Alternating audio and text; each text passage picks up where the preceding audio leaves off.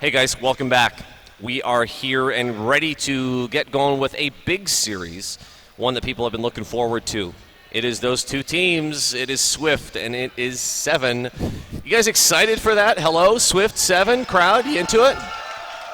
They're into it. I checked. And look who we picked up. We've got an oldie here. Proper veteran, old man. Yeah, a veteran, a legend of the sport, if you will. Mikey A, who was hanging out. There's another game I think that he was over watching. I don't know which one, but he and this is true. He was standing there and he was like, they found me at the bar, so you know. He was like, "Can you get me in on the couch?" He was like super wanting to do it. We had to like shuffle stuff around to get him in. And we were like, "Yeah, of course, hello." Yeah, long time, vet, and we've seen him. We've been playing these retrospective videos of the past iSeries of all the like fragvid stuff, and you're there. He knows what he is. And we have Eeply. Eeply's cool too. Yeah, I don't really achieve anything, but I'm here consistently. You got probably an air shot or two in the past in your life. I did hit one. It was pretty sick. Yeah. So we're getting ready for the series, and Mike wanted to come and do some analysis. So we've been kind of filling you in on, he asked, have there been big meta changes? And we've been seeing some stuff this LAN. We talked about how, we've been seeing some teams play with the banners a little bit, and Cow Mangler is now, we had to explain Cow Mangler to him, so he's up to speed. But, how's it going? Hi.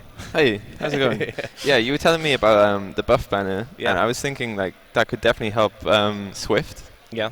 To break Se7en's kind of this sort of slow methodical style they play, because I'm sure SVIFT don't enjoy playing against it, but the problem with SVIFT is a lot of their players are also quite old school and they're not really into the unlock thing either. But I think if they wanted an edge, they could try that out, because I feel like with soldiers like Banny and Syl, with a buff banner in use, that could work wonders for them to just catch Se7en off guard and get some there's some real momentum, but I don't think we'll see it out of them. I'm just hoping. Yeah.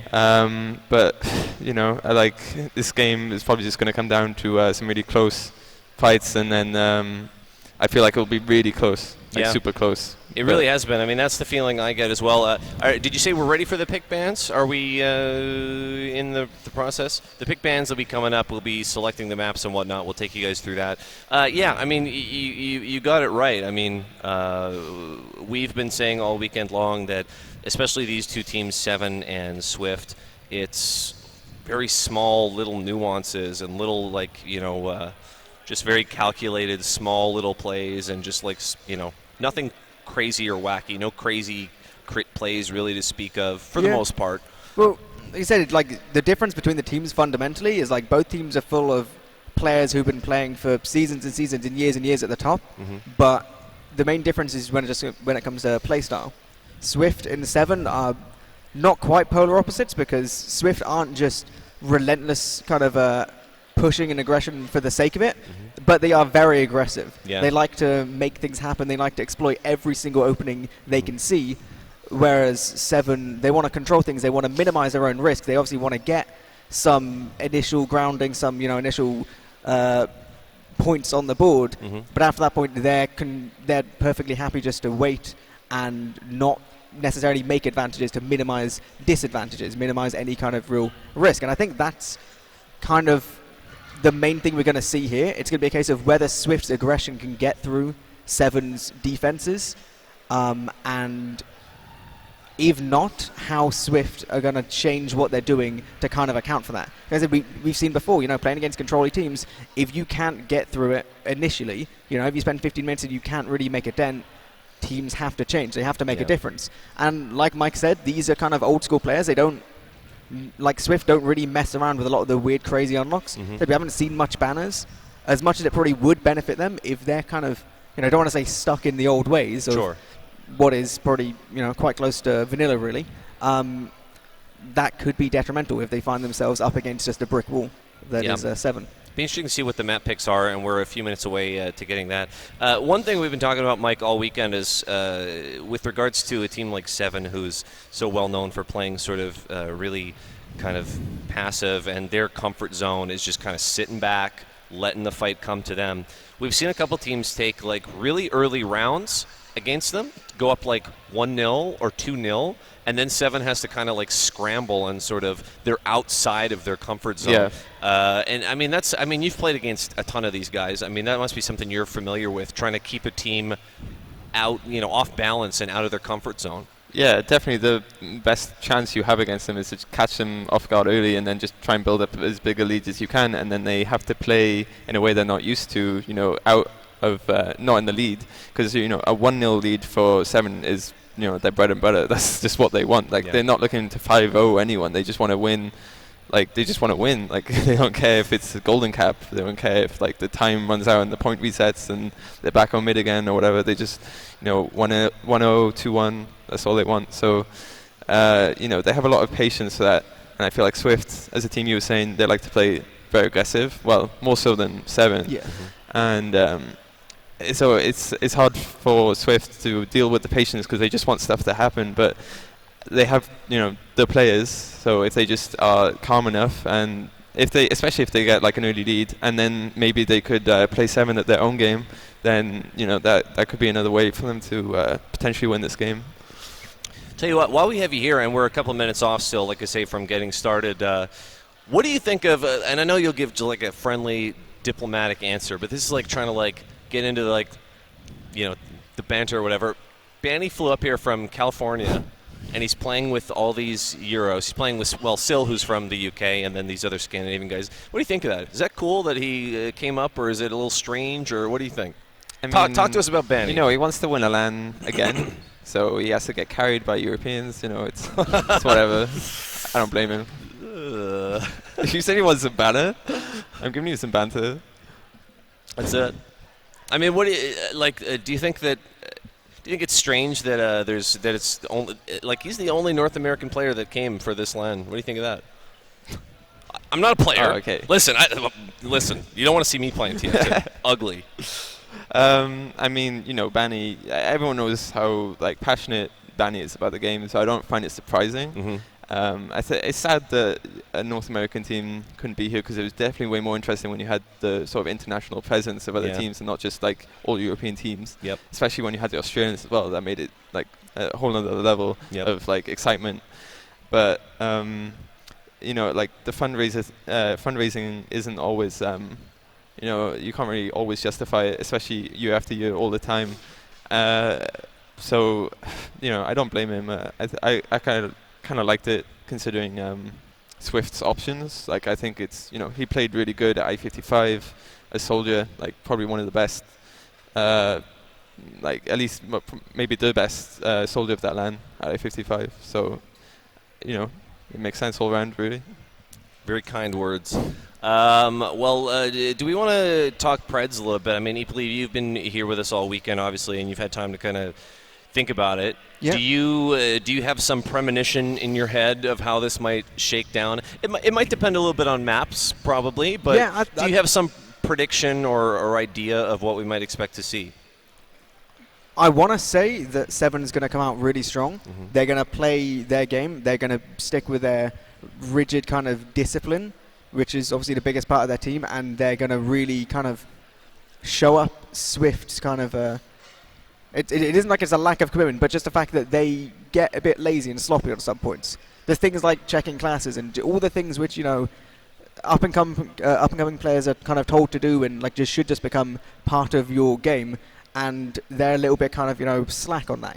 They don't play with the same level of discipline, and I'd like to think that Se7en structures are going to bring it, but considering some of the games we've seen before, like losing Granary in quite a horrific fashion to Antic, I'm a little bit worried Se7en won't be in as strong a position as they have been in previous events or in previous iterations.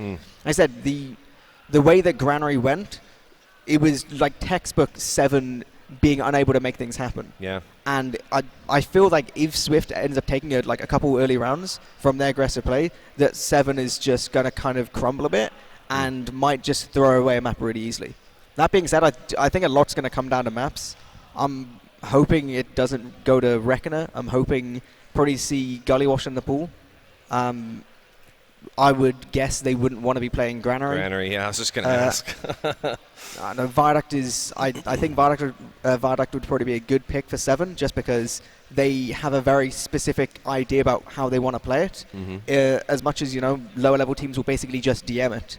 Se7en has a meticulous plan. Yeah. And that's the kind of thing I think which would really show up SVIFT, but I can't say I've talked to Se7en players all that much today, so I'm not quite sure what they're thinking. Mike, are you a granary guy? Like, think back to your glory days in TF2. What kind of maps did you like on Soldier? Definitely a Soldier favoring map. Yeah. And that actually surprised me that they lost to Antic. Yeah. But AMS, he's playing for Antic, right? Yes. Yeah. Just checking. Yeah. I knew. Yeah. He's a really good player, but for some reason he's always been good on granary in particular. So that doesn't surprise me. But I feel like in regards to Se7en versus SVIFT, I feel like granary would probably be a better map for Se7en, because if you get a lead, it's so hard. It's so easy to stalemate and hold out, because it's so hard to sacrifice roamers in, going for med popping the meds and stuff. So that I feel like if they can shake that earlier loss and reset, I feel like granary could be a good pick for them versus SVIFT, because I'm pretty sure SVIFT won't enjoy playing versus granary versus Se7en either. I'm pretty sure they won't want to play it versus Se7en, despite their earlier loss to Antic. Yeah. So I was expecting to see that picked, and then maybe I think Snakewater probably will be banned by SVIFT. Yep. I don't think Product will be played, so you're looking at maybe Reckoner and Product, maybe a Badlands, but probably I was expecting Granary and Process. Process, So, I was just going to ask, Okay. I don't know about the third map. We'll tell you what, we're ready for those pick bands, so we're going to get to have a look at them live here right now. First band is going to be SVIFT and then Se7en, so we'll see. We'll see how close we were to predicting it. Look at these cool graphics we have now, Mike. Look at that. Production quality, Do you think you'll come back for this? Just for this? I'm not sure. Oh, boy.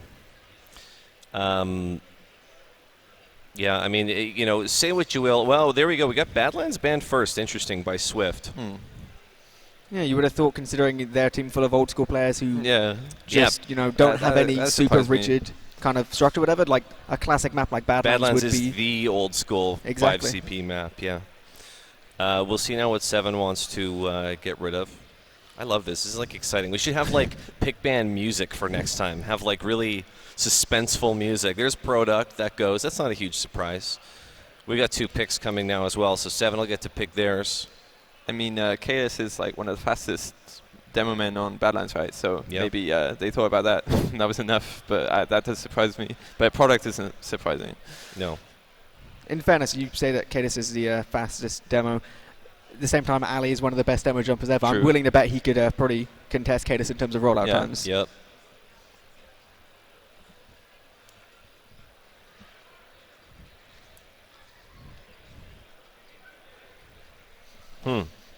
Some inside info from WARHURYEAH. Something about turtling Spire.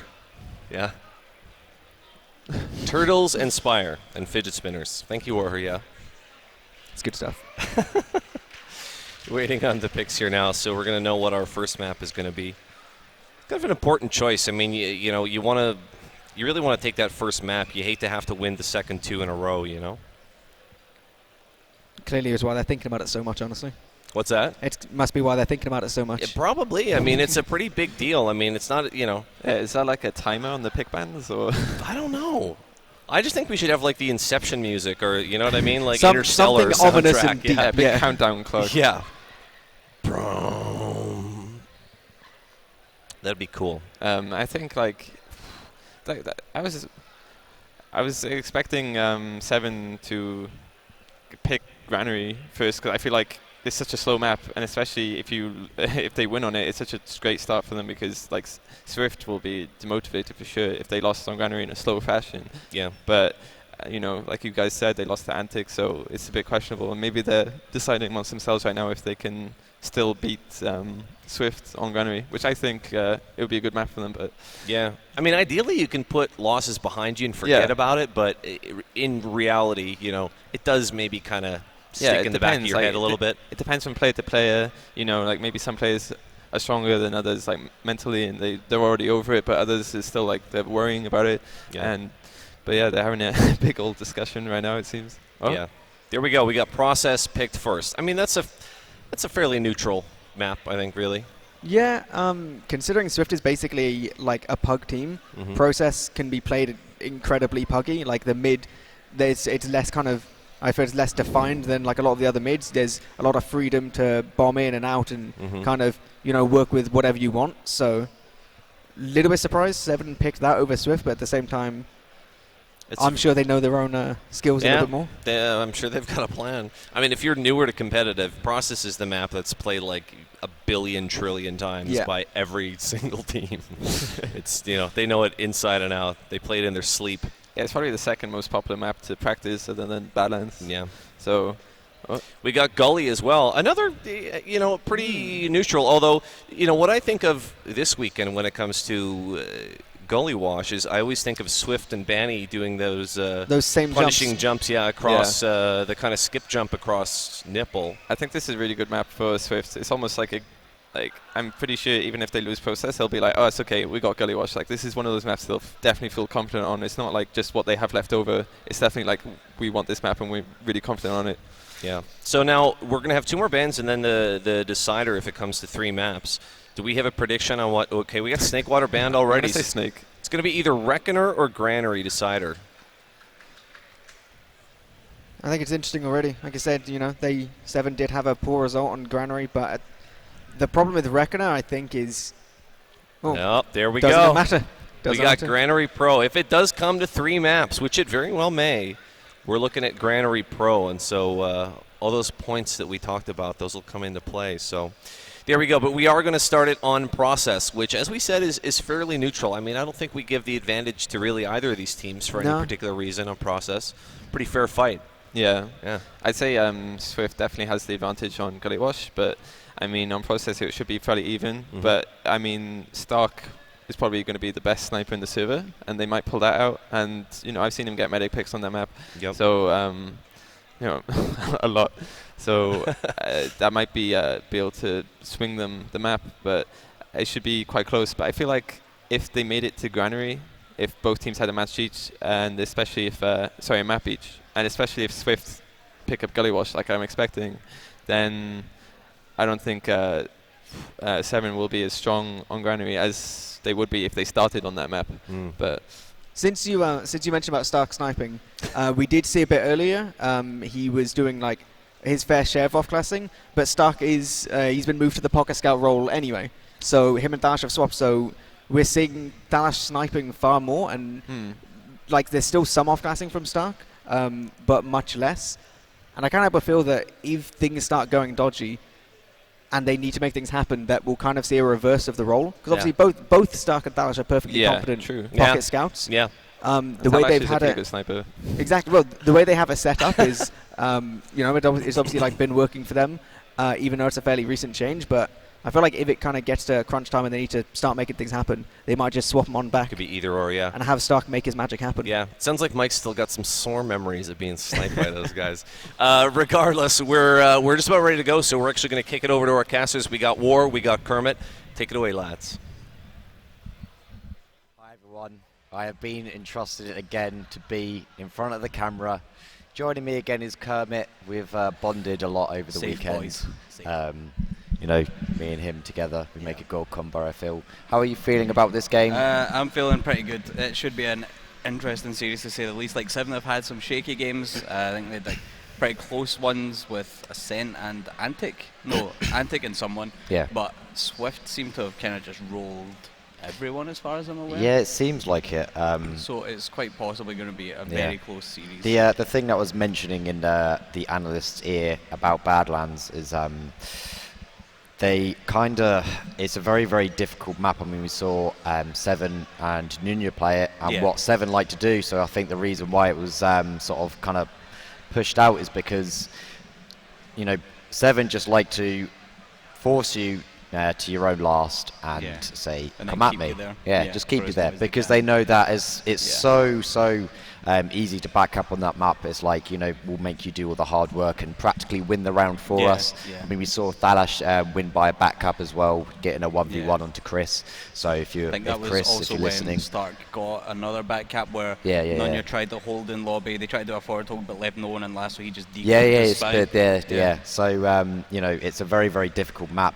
Chris, if you're watching, you're really bad. I saw that 1v1 and so did everybody at home. That would be quite embarrassing, and I would never show myself again if I was you. Anyway, so I've completely forgotten what the maps were already. Because, all I was going to say is I'd like to clear up two things. Banny's not the only North American player here. We have my man Bearadactyl, who played in the Open tournament. He lost, but shout-outs to him. Paddy? Paddy's here. He's not playing though. He's a sub. He is a player though. He's a sub. And then we have also another one just to clear up. Someone saying that Ali was one of the best demo jumpers ever. I don't know. We've still got a lot of people. We've still got Old Soup Can. We've got Zyke. We've got Mirio. We've got Seras. You know, just wanting to quickly dispel that. Quickly throw some shade towards Ali. You know, just. I don't know any of these names. And neither do most people. But we'll take your word for it that, from what I can guess, what Captain's you're saying there jumping, is that Ali is bad. Captain's even worse. Captain's even worse. I know that. We know that.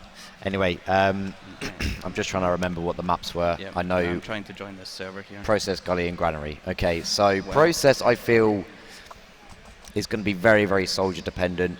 I feel Drac is going to be really, really important for Se7en on that map. He's had a really, really good set of games so far. He has. Against Nunya, he was like absolutely pounding.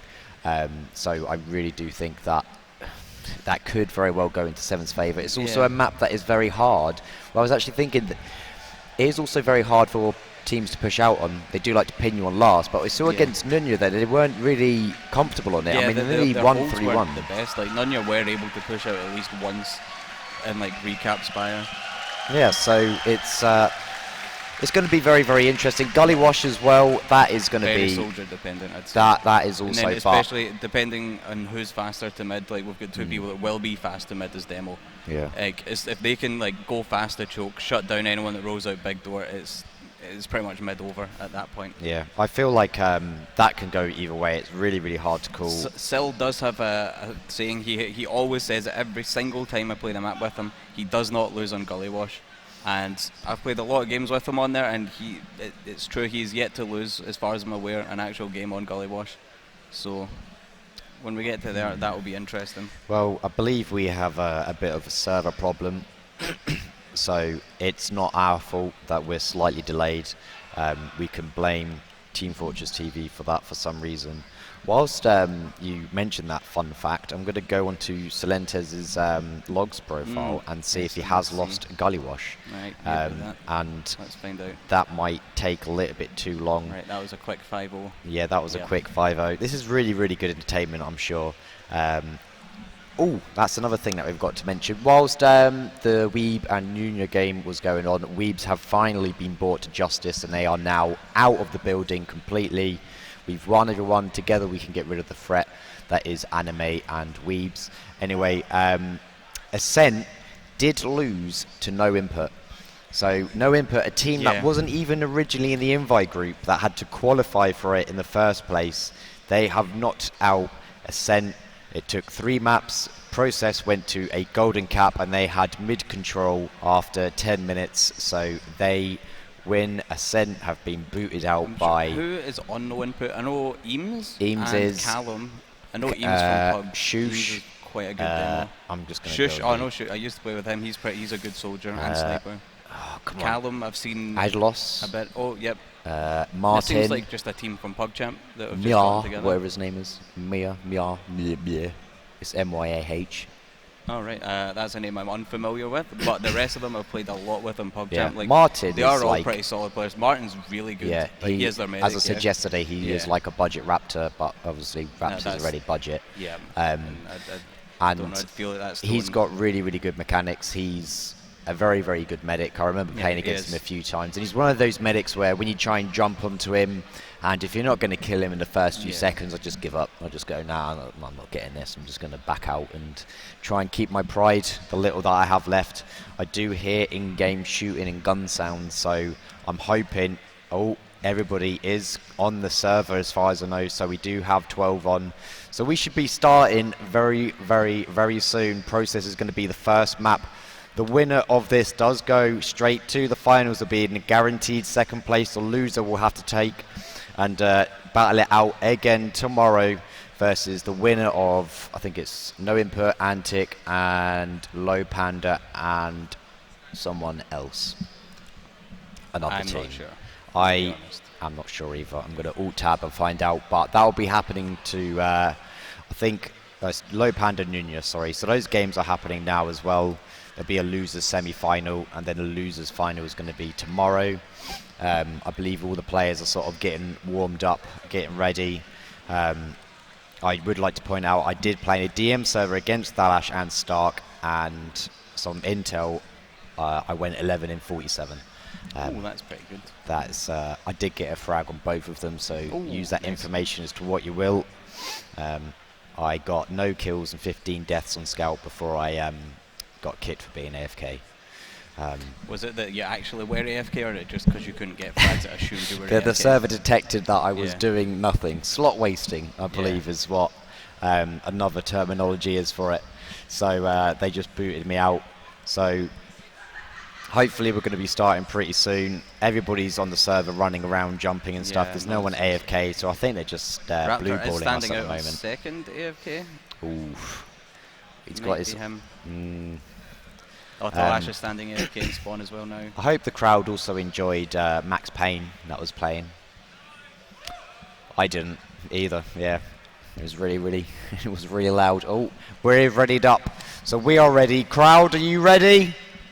Whoa. I was going to do the whole, I can't hear you guys. God, is that all you've got? But I'm not, because that's really cringy. Anyway, so we're going to be going to the first mid of the upper bracket final between Se7en and SVIFT. It's going to be the representative of North America, their only and final hope, apart from Beradactyl, but no one knows who he is. I'm sorry. Anyway, Ali is going to be fast to mid, so both Daemons are going to be incredibly fast. They're going to trade a sticky. Ali is the one that takes one into the face, though. Silentes is going to be going on the right side. I don't think he's been seen just yet, so he might see a big boy brain jump coming in. Ast does take a lot of damage really quickly. Ali gets taken out by Captain, so there's a lot of damage going the way. Sil does jump onto Raymond, and it's going to be Banny that goes in. Ban the man takes out Raymond as well, but unfortunately it's just Samsy left alive. I'm sure that he's, having a bit of a whinge in Mumble right now as he likes to do. Oh, Captain smacks him in the face. Get out of my game, you nerd. He jumps straight onto Spire, and like what we saw against Nunya, Se7en are really good at these transitions from going to mid to second and just parking on last. They are absolutely so fast doing this. They've got both of the soldiers already on it. They're just going to be picking up Raymond right now.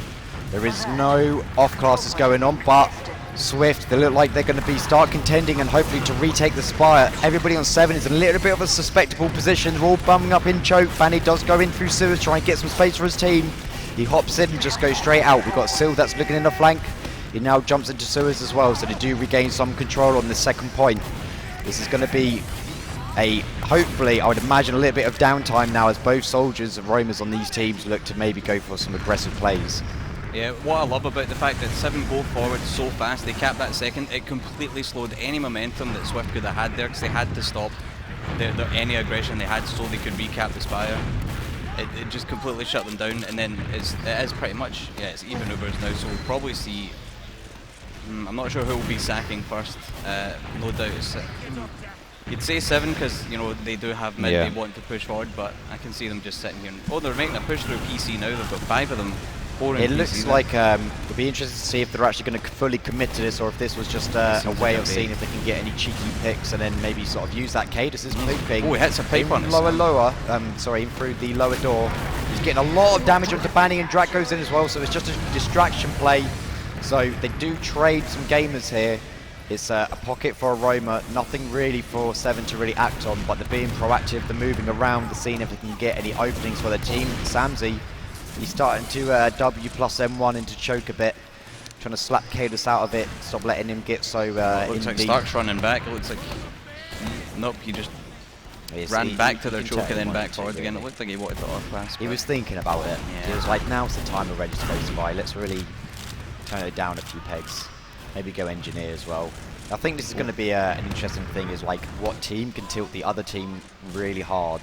Yeah, and that's the one thing SVIFT are missing this year, the happy cool factor. He could tilt it anyone. Exactly. However, I think some people on SVIFT are easy to tilt. They're quite emotional gamers. Yeah. Again, Se7en, they're going to make their way through PC just to see if they can catch maybe Silentes out, but he is playing quite passive. He's just keeping an eye on it, but he knows what they're trying to do and he's not going to fall for their plan. He's foreseen the problems that could arise. It looks like, though, there was some stickies being destroyed, so I think there might be a potential. Yeah, Drax going in, he's trying to go for a skip jump, but unfortunately, I believe he hit a ramp bug, or was it Banny that just launched a rocket and popped him up, so nothing came from that.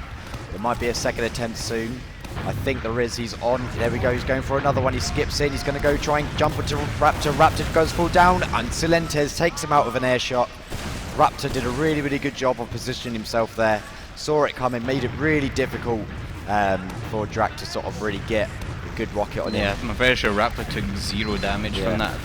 I think he jumped down the ramp, so the only way that Drac would have been able to get any damage was very just hit direct. So there was no opportunity to pop him up in the sky and hit him with a ground-to-air missile air shot. So it's kind of slow at the first few minutes of this Banny game. was getting very aggro in the choke there. He's just sitting with like getting tanked by Raptor. He just was looking for some sort of opening that just did not present itself to him. Do you think maybe SVIFT should be the ones that are going in? Do you think it's their turn to sort of maybe try play a bit aggressive, or? Well, Banny's been doing this, that he's bombing towards the choke, and then he'll fire one rocket. If he sees someone like round the corner, he'll fire another and sync it up. That's like easy, like pretty much will just kill a scout instantly. He's going to be the first one to go sniper, so it looks like Se7en are going to be gearing their way towards sewers to try and get some space on him. I believe we're going to see the front door open. Just going to be a case of peekaboo, and he does get a headshot onto Silentes. This is the perfect thing. They've got the pick. So I'd imagine we might see a slow push through sewers completely. They are starting to go for it. Thalish is peeking again. It's going to be really difficult from everybody because they can't peek the sniper, which means that people from Se7en can just sort of walk in for free. They're in this sort of catch-22. Captain's going to go in deep as well, but Raptor again holding the same position and gets completely shut down. So everybody from SVIFT are holding really good positions. Sam is in through PC. He's completely unseen. He's on to Raymond.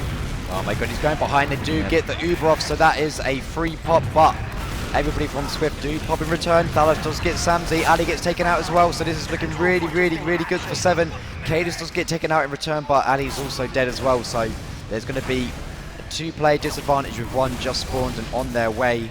I'm not quite sure if they're going to be feeling comfortable in defending choke. Silentes is going to go in, and Captain just launches them in the air. He almost gets the air shot. Drac does follow up on the damage as well. There's so much control going in for Se7en at the moment. Thalas takes out Ast as well, so everybody is just going to be bunched up outside one, which is not the best position because it's just a spam magnet. Captain, he jumps onto Spire. Drac's going to go in as well. Raptor, he's had to be forced out completely. He meets up with Samzy. They got spawns in 1 second, so they're going to have 2 extra gamers here. The Uber advantages, well, it's pretty much equal at the moment. It's 10% give or take, but look at Se7en, they do not care. They're just going to keep on going in. Cadus does get the frag onto Samzy as well, so Cadus is going to start moving over the point. There are some sickies going to be planted down for Ali, but the Dare Man's not dead, which is going to make this incredibly difficult. And Raptor, he's on 90%, so he was a 10% disadvantage. It's just seemed to just completely be nullified. And Se7en, I have to point out, I'm not quite sure what was going on for SVIFT because it was only a 10% disadvantage, and by that time the whole Uber was used by Raymond and they still didn't have it. It just seemed like there was just no healing from Raptor that absolutely cost them that round. It was separate. I think he was separated for a while, but the like coordinated aggression from Captain and Drac is just incredible. Like you see Drac bomb in, no, Captain goes in first, and then you see Drac follow him up, jumping in, following his damage up on top PC to take out Banny there, and then as soon as Banny's down, Samzy tries to clear up Drac, Captain comes right in, picks up Ali. It's just like the timing and communication that they seem to have is just incredible. The soldier combo from Se7en, like the follow-up on all the aggression is so good. It's really, really impressive to see. So going into the second mid is 1-0 for Se7en at the moment. We're going to see some high bombs from Silentes. He's going in high, he's going to get onto Raymond, he does get a good rocket off, but unfortunately he's not quite able to connect to him. Thalash and Banny, they do combo up, so Banny does follow up on that good initial aggression from Silentes and helps take him out. It's just going to be Stark left alive. He is in SVIFT's sewers and he is in his favourite position, which is chased behind. Hard by 3 players. Oh my goodness, Is he's he actually taking going to get Banny? someone that is so unfortunate. He got such a good meat shot on him initially, but he wasn't able to follow up on the damage. At least through all that, Captain did manage to take out Raptor, so it will be pretty much even Ubers. My goodness, what a play. I didn't even see it happen because I wasn't paying attention. I didn't see it either, and I just saw the kill feed. Oh, nice. Well, with Brent just casting from the kill feed. Yeah. We'll be in Overwatch next year. Anyway, so we've got, well, it's going to be equal Ubers pretty much, give or take. It's just going to be minor 10% advantage for Raptor. But Banny, he's going in deep. He's trying to get onto Raymond. He's not able to get the frag, though. Raymond does sort of surf that away to safety. As takes out Cadus somehow. He just stayed alive for so long that Thalash is now on to Ali and Sewer. There is so many distraction plays. No one seems to be going in alone, but unfortunately, it doesn't work out for Swift. Samzy is trying to get Raptor out of there. He is being followed aggressively by Drac. So the as I was mentioning before, the combo Drac and Captain, they just seem to be merciless. They're just moving around together. You'd never sort of find one of them quite out of position by himself. We're going to be in a situation where we're going to be sitting in chokes for a little bit. I think the Ubers are pretty much equal. Captain does go in for a bomb. I believe this might just be a distraction, but there's no one to follow up on it. He does get taken out trying to fall back through sewers. Yeah, I think they wanted to try and capitalise off the fact that Ali died really late there. He wasn't up. But still just goes on a huge bomb in. He hits Raymond for 50, but doesn't. Oh, he actually got the force. What? Oh, I that didn't realise that was a bit of a bitch pop. However, if Raptor was on the receiving end, Drag's behind, he's unspotted behind, he's jumping onto Raptor from choke now. Raptor he gets one rocket, he gets two. He gets two. Raptor, oh my god, he holds that. Does get oh my goodness. Then Banny goes down to a long range sticky from Drag. Oh my, that was so ballsy. That was so, I'm pretty sure that the explosion bug sort of went against his favour. Ali as well, he tries to surf the initial aggression from Captain, however, Raptor does not hit the arrow. Raptor's on 90%, so an Uber did happen at some point anyway. There is, Ast, he's going absolutely man mode. He takes out Thalash and Cadus. Stark is going to be with Raymond through choke. I'm not quite sure where Drac is at the moment. He's sitting on Spire, so they do have a heavy class in support. But at the moment, these teams are just trading equal fights pretty much everywhere at the moment. They're just trading the mid over and over again. Raptor does get an arrow onto Silentes to get him back into the fight. Ali is on his way through choke at the moment as well. Silentes does go into Raymond, pops him up in the air, but didn't have enough ammo for to launch out another rocket. Banny almost gets taken out then. He's incredibly weak on his way out. I think he just caught a pipe.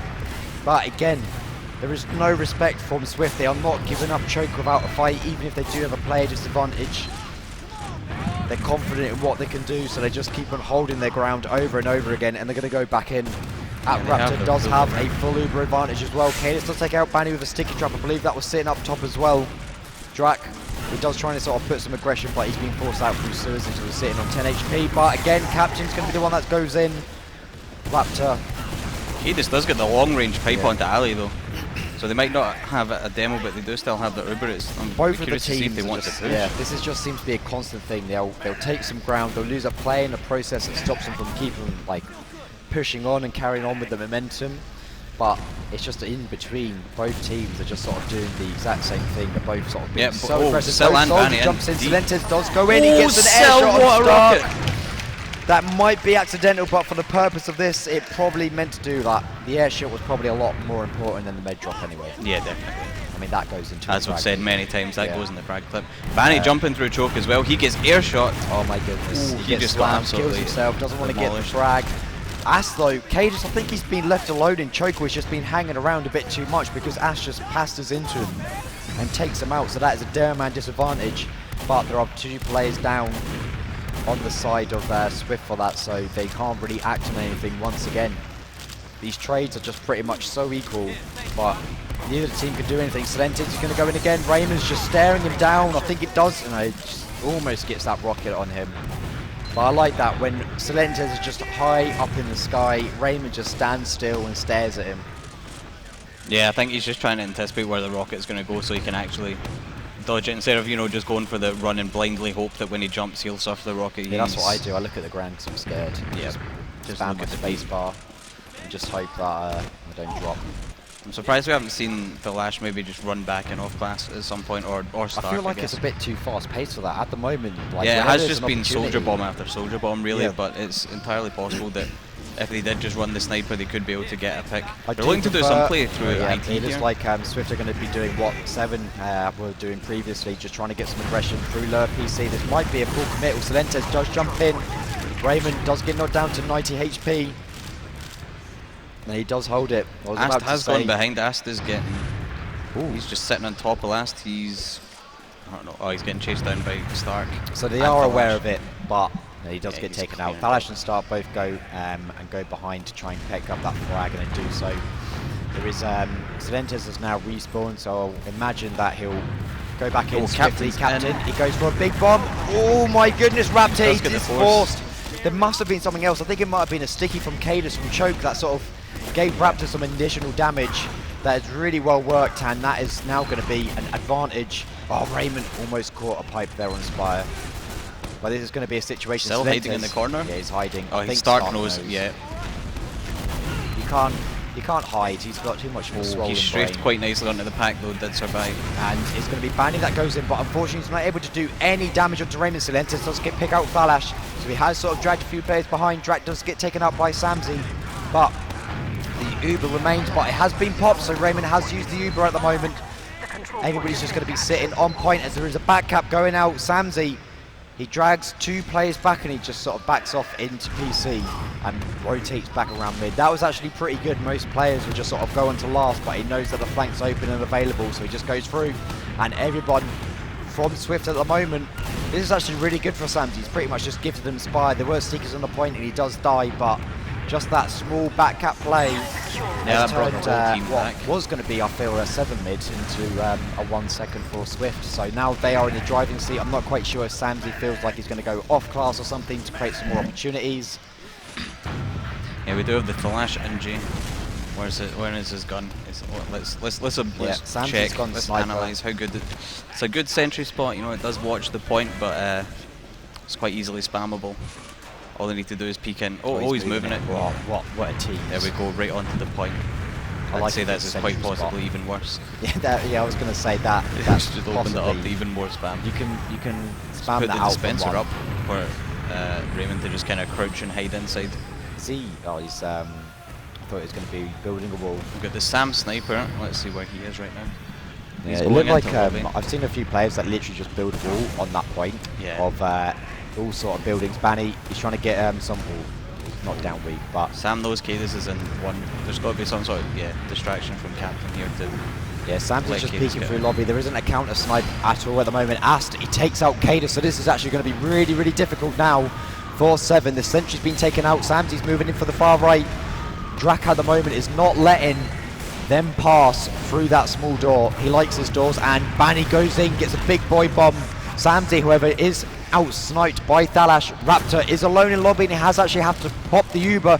He does take Asta in deep. I think Asta's going to try and chase down Raymond, but I think they're going to be caught in a little bit too deep. Raptor, unfortunately, he tried to serve the rocket, but it gets popped up on the door and he's not able to escape. So I kind of feel like they kind of should have just been Slente's quicker coming in through from far nowhere. right. He might be able to pick up Cadus. Oh my god, he he gets does. the trade. That's an even trade, so Cadus does get taken out, but Sam is still in sniper back out in sewer here. I think he maybe hit a body shot and then just ran away. the thing is, it's not, I don't know, he's not really achieving much with this sniper. They are making it really, really difficult. He tries to peek through sewers to try and get a frag, but he's not able to connect onto it at all. There's going to be some gamers sitting in through choke. Ali, he does take out Thalash. Stark takes out Banny on the flank. I think he was hanging around in PC for a little bit too long. But again, it's going to be an equal trade, more or less. Neither team is going to be in a position to just sort of burst through. There is about a 40% advantage for... Actually, Raptor, I think it was just about Flash has 5 gone seconds back now to that he snipe. wasn't building, so I'm not quite sure what was going on. I just saw that Uber percentage just stick at 40%. So it was just going to be around about 40% advantage. Luckily, Se7en don't know this, so they haven't got anything to act on. Looks like Thalash is trying to anticipate some sort of play through PC here. He's just scoped up there watching.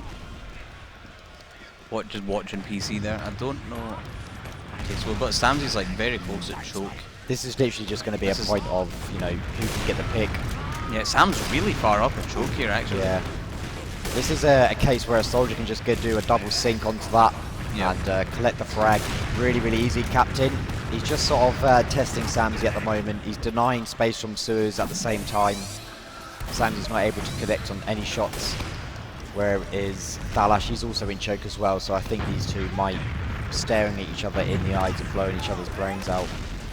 That's just going to be sitting on Spire. I think he guesses that Samsey might be going through sewers soon.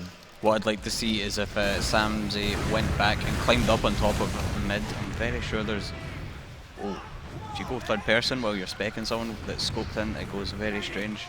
Yeah, Raymond though, oh my goodness, and he gets the drop! Raymond was just walking up Spire. I'm not quite sure why he thought that was a good idea. That was a moment of like something, a rarity. Raymond actually dropping an Uber and being out of position. Normally he plays everything so perfectly, but it was just one moment from Samsey and he gets the drop. So they're going to be in the driving seat at the moment. Samsey just missed a sitter and he does take out Captain, so he sort of does claim it back. But my goodness, I'm pretty sure Cadis was standing still and he couldn't get the shot on him. But everybody now from Swift are going to be moving in through lobby, I think. Silentes is just sitting on the boiler, seeing if anybody will go forward and be a little bit too aggressive.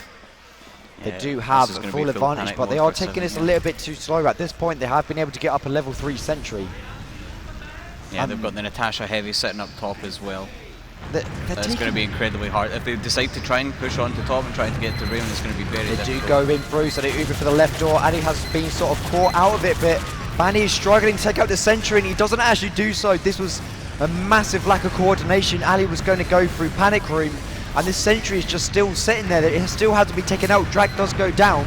We're at this moment where Raymond's sitting at 80% Uber, so if they don't make a play quick, this could go horribly wrong. Dalash spawns as heavy. He's out for the left spawn door.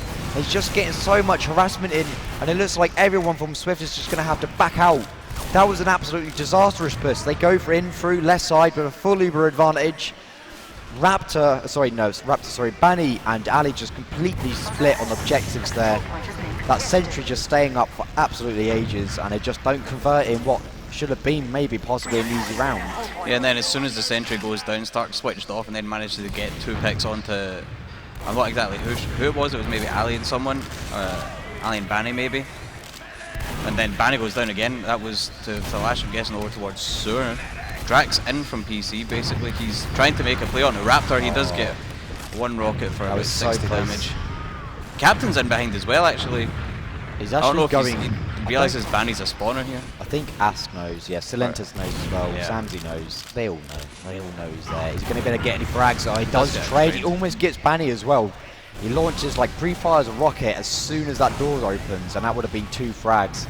Ast is going to start going aggressive by himself, a bit questionable. There's Dickies on the front door as well, but it's Uber versus Uber at the moment. Raymond does pop early, Raptor does pop afterwards, however he's had to flush the Uber a lot more, so there might be a lot minor advantage going in. Banny does jump up, he's incredibly weak though, so he's not exactly going to be able to re-engage into the fight. Raptor's kind of caught out, Ast is alone on the point, but Silentes does take out Stark on the flank. So that is a 1-pick trade between both teams. Ali is just trying to get out as much as he can, but Drac comes in and Captain, they're both double up to take out 2 frags himself. And Cadus does pick up Silentes. So that is 4 down. Drac is chasing hard. Drac wants to get this pick. Oh my god, that is a beautiful rocket. He pops him in the air. Thalash finishes him off and gets the frag. That was a really, really good rocket. Yeah, and you can see like what was happening just before that. Like we had Samsey and Banny both sitting, one on top PC, one on the lower PC, both wanting to make some sort of play with very little health, and then they just get picked up instantly by Drac and Captain. This is it's getting really close. It's still 1-0, so it's still anyone's game. 7 at the moment. They look like to try to just walk through choke. It is actually Raptor has. Just respawned. There is a full Uber. Cadus though, he goes in, Banny takes him out. What is that? Drag goes down as well. There's no need to go that aggressive when you've got a full advantage.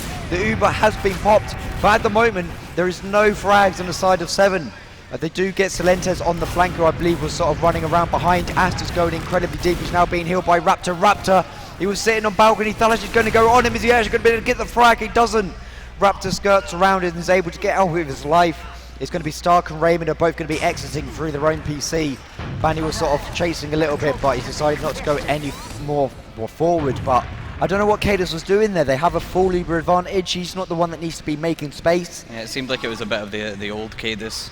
But the old Cadus probably would have hit 3 pipes before dying. You can't do that anymore. We've got Drac, the whole of Swift is in PC, and Drac just like getting tons of free damage. Oh my god, that is a very, very early Uber. I don't think they're going to be able to get anything else with this. They do gain the ground to hopefully retake, well, to get Spire, but Raymond's going to get it shortly. He's sitting on 90%. Yeah, they seem Time to know 6 on the Drax and point. Sue I as don't well. think they're going to be able to block this, but they'll definitely be able to retake it. However, it could be difficult. Celentes does jump really, really high up to see if he can get a sync rocket. Drac does get taken out on the flank, I believe. Yeah, Banny looked like to try to take a 1v1 and was almost losing that, and then got his scout, Samsey just came in and cleared that frag up for him. Considering this is 1-0, it's been very, very back and forth. It really has been. Both teams are sort of just Very evenly matched. being incredibly aggressive in every opportunity they pretty much have.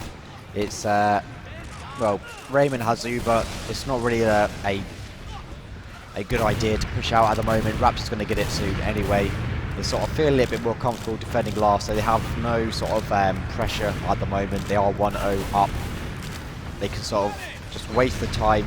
They're in the driving seat. Celentes looks like he's trying to get into lobby. Everybody from Swift is going in. I like what Banny's doing. He's going really, really deep at the far right just to try and make some space and fully Drac out. There isn't any off classes though. And unfortunately, Celentes, I think he tried to go in for a suicide, but Drac, he goes in, he gets so deep. Raptor though, that was a pretty sick surf. He just completely moves back and just takes that rocket all the way out into safety. Banny, he's now going to be the one that's going to go in. He's trying to get onto Cadus. Knocks him down to around about 40 HP, but isn't able to collect the frag. Is Cadus running, is he running the booties? Or did my HUD glitch out and I'm not sure if there's any way I can actually check this. He is. But it looked like he was on like 195 HP, but then for some reason it Yeah, was he's running. That was He's bizarre. running use cannon. Yeah. Puke. Stark. He's going to start doing some spy checking. Banny's gone sniper.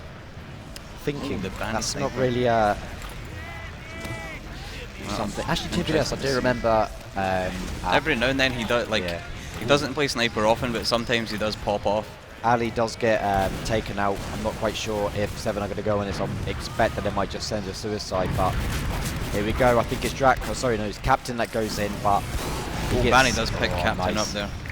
Just from Well, top. I do remember at I-52 where Banny turned absolutely tore. Oh, gets the X1 headshot on apart. Cadus. This is it. Banny Sniper is going to get Gnome.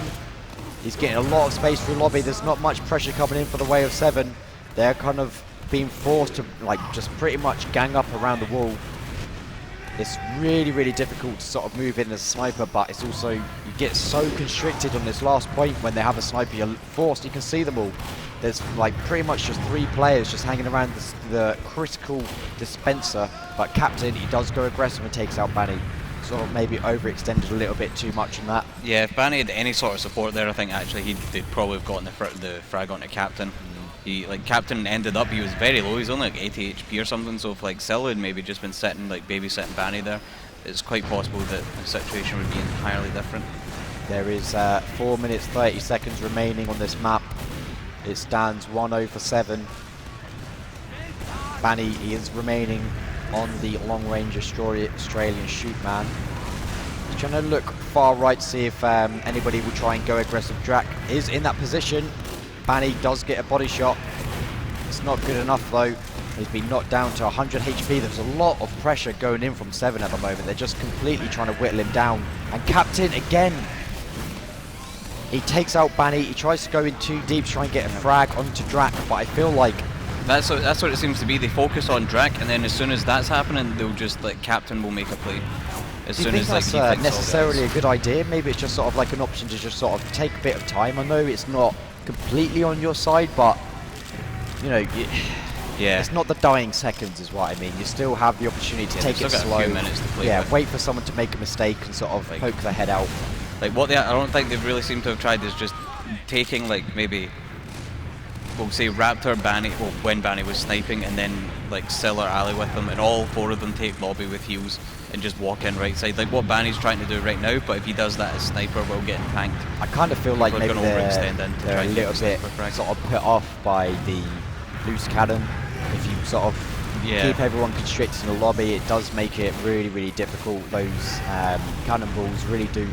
Yeah, the double donks do a lot of damage. Yeah. I'm very sure like they can still one-shot a scout with no heals. Yeah, Ast going incredibly low there. He was 180. He went This down is to so about good. 40. I mean, Drac is just on the flank as well, just launching in rockets down. This is an awful position. Raptor, he's on half HP at the moment.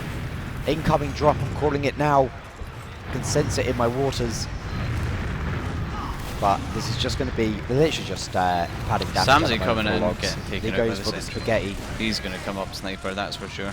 But it's now to see if Seven want to counter sack or if they want to try and push. I don't think. Well, I don't imagine they'd really want to push in this situation. Or they're one round up and they're all completely set up on last. I'm surprised to see Sil getting aggro in lobby there.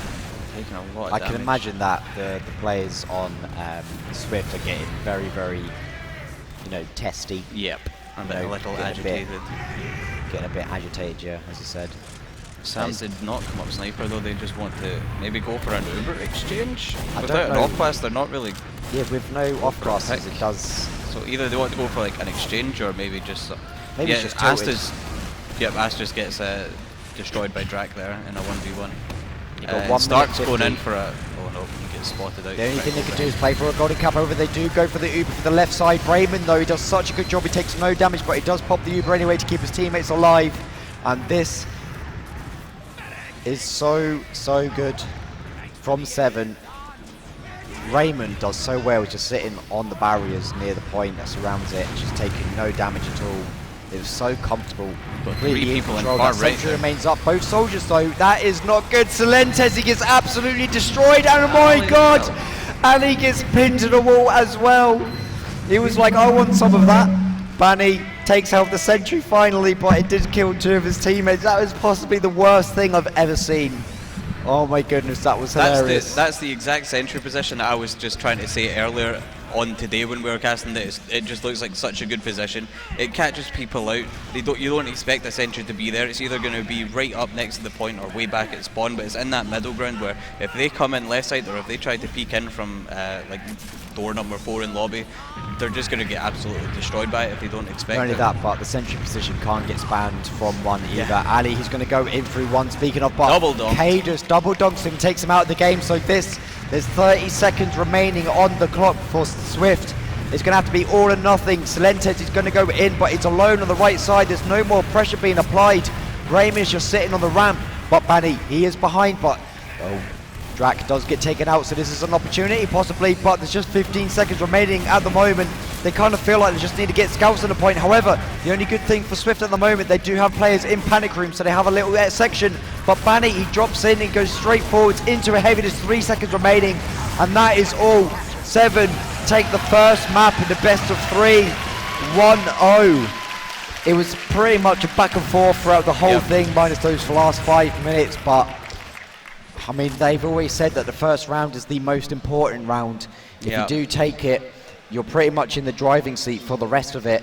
And Se7en pretty much were. There was a lot of back and forward. Like I couldn't tell you exactly how many times we saw each team holding their last, but Se7en's last holds were incredibly good there, especially for the last right at the end with that sentry. That just absolutely that destroyed last Swift. hold They did was not expect absolutely brutal. that. I'm very sure that what happened is they called where the sentry was when it was just next to the point, and then in between that and the actual push, the last just moved it. They had no idea where it that was. 2-man sentry frag was Yeah, ridiculous. I didn't see what happened to Sil, but I saw Ali just get absolutely Sil destroyed up did in one the of the exact. He corners. was in the exact same position. Oh, just really? in that corner. Yeah, just getting just getting completely pummeled by that sentry. I believe we may possibly be going to analysts. Is that yes? So we're going to throw it back to Get Away with his boys on the casting couch. Nice shirt, by the way. Thank you, WARHURYEAH. Welcome back to the couch, and we're back with the boys. How do we feel after that first map? Do we feel disappointed, or is that what we were expecting? Equally? In terms of Se7en's performance, it's kind of what you'd expect from Se7en. Yeah. You know, no other team plays the Se7en playstyle like Se7en does. Yeah.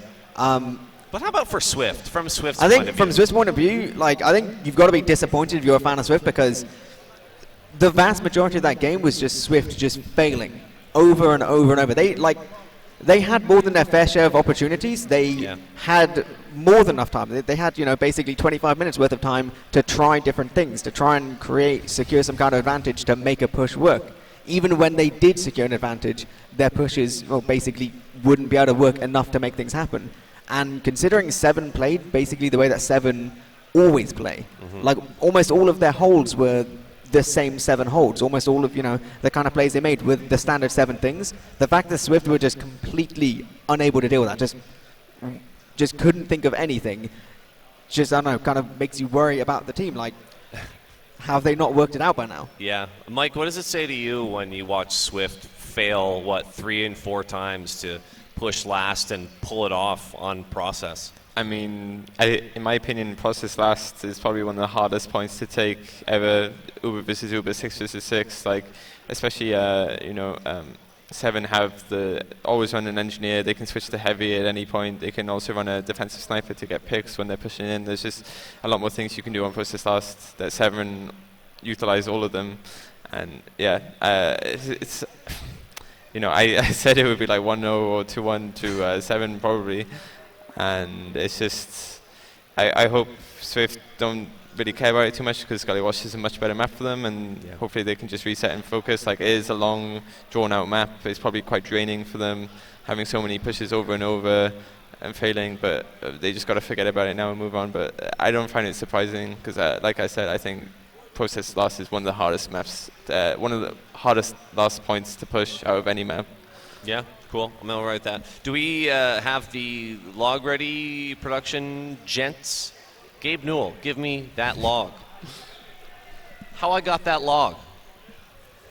One moment, here it comes. Gabe Newell. We have Gabe Newell directly on the phone. It's really cool. We finally have a crowd mic. Oh, good. Guys, production wants me to exploit the crowd and get you to cheer for no reason. I don't know why that is. You can't just ask for it. But we had what a great crowd. It's fantastic. We've co-opted chairs from other areas so that people can sit down and watch this, which is great. Do we have the logs available? We're getting it. We'll see what we can figure out from that. But I mean, what are we expecting to see, really? Not a whole lot. There was barely any off-classing other than just the standard. Yeah, we can pull that up. Other than the standard defensive stuff. What can we pick out of that? We were look at the stat line look at 2 different stat lines. Look at Drac. I was a little disappointed with Drac, and I think you guys maybe agreed a little bit that he was kind of maybe a little cold for what we've seen out of him. Ali, though, as well, way down the scoreboard, which we haven't really seen so far this weekend. Yeah, he did get picked off a couple of times. I noticed too much. It's when they were back and forth on mid, for example. He was just a bit too far forward than the rest of his team, but I'm not sure if that's a consequence of Ast and Samsey not playing aggressive enough and supporting him. But Solentas and Banny played really well. Drac didn't have the best game. He was caught out a bit too much, but Captain played well, though, which helped. I mean, Captain, Stark, Talish all played really solidly, so it didn't really matter that Drac could play the way he did, because it didn't matter. But the problem, when your demo man, it's like chess. The demo man is more like a rook, and a Roma is more like a knight or something. So it didn't really matter that Ali. It made a big difference that Ali got picked more than Drac. Yeah, when it comes to Ali's performance, I'd guess just in terms of the basic numbers, Ali is being an incredibly good DMer. Generally is able to make a lot of his magic happen on mid-fights, on kind of transition plays, and kind of, catching people with his damage like that. Obviously, only basically having 2 mids, and the fact that the transition plays almost always, even, kind of pushing with advantage for Swift, it almost always went the way of Se7en in terms of exactly how Se7en would want to plan it out would be what happened. We saw multiple times Swift would Uber to try and catch Se7en doing something, and all 6 guys in Se7en would live because they just know what's going to happen. It would basically be playing exactly into Se7en's hands. They'd give up the point, but that's all part of the Se7en goal. The goal is to get rid of that Uber, lose a point, you have advantage, you try and take that point for free. Kind of, the standard Se7en playbook. I said it's Se7en just played so classically Se7en, and Swift just couldn't do anything.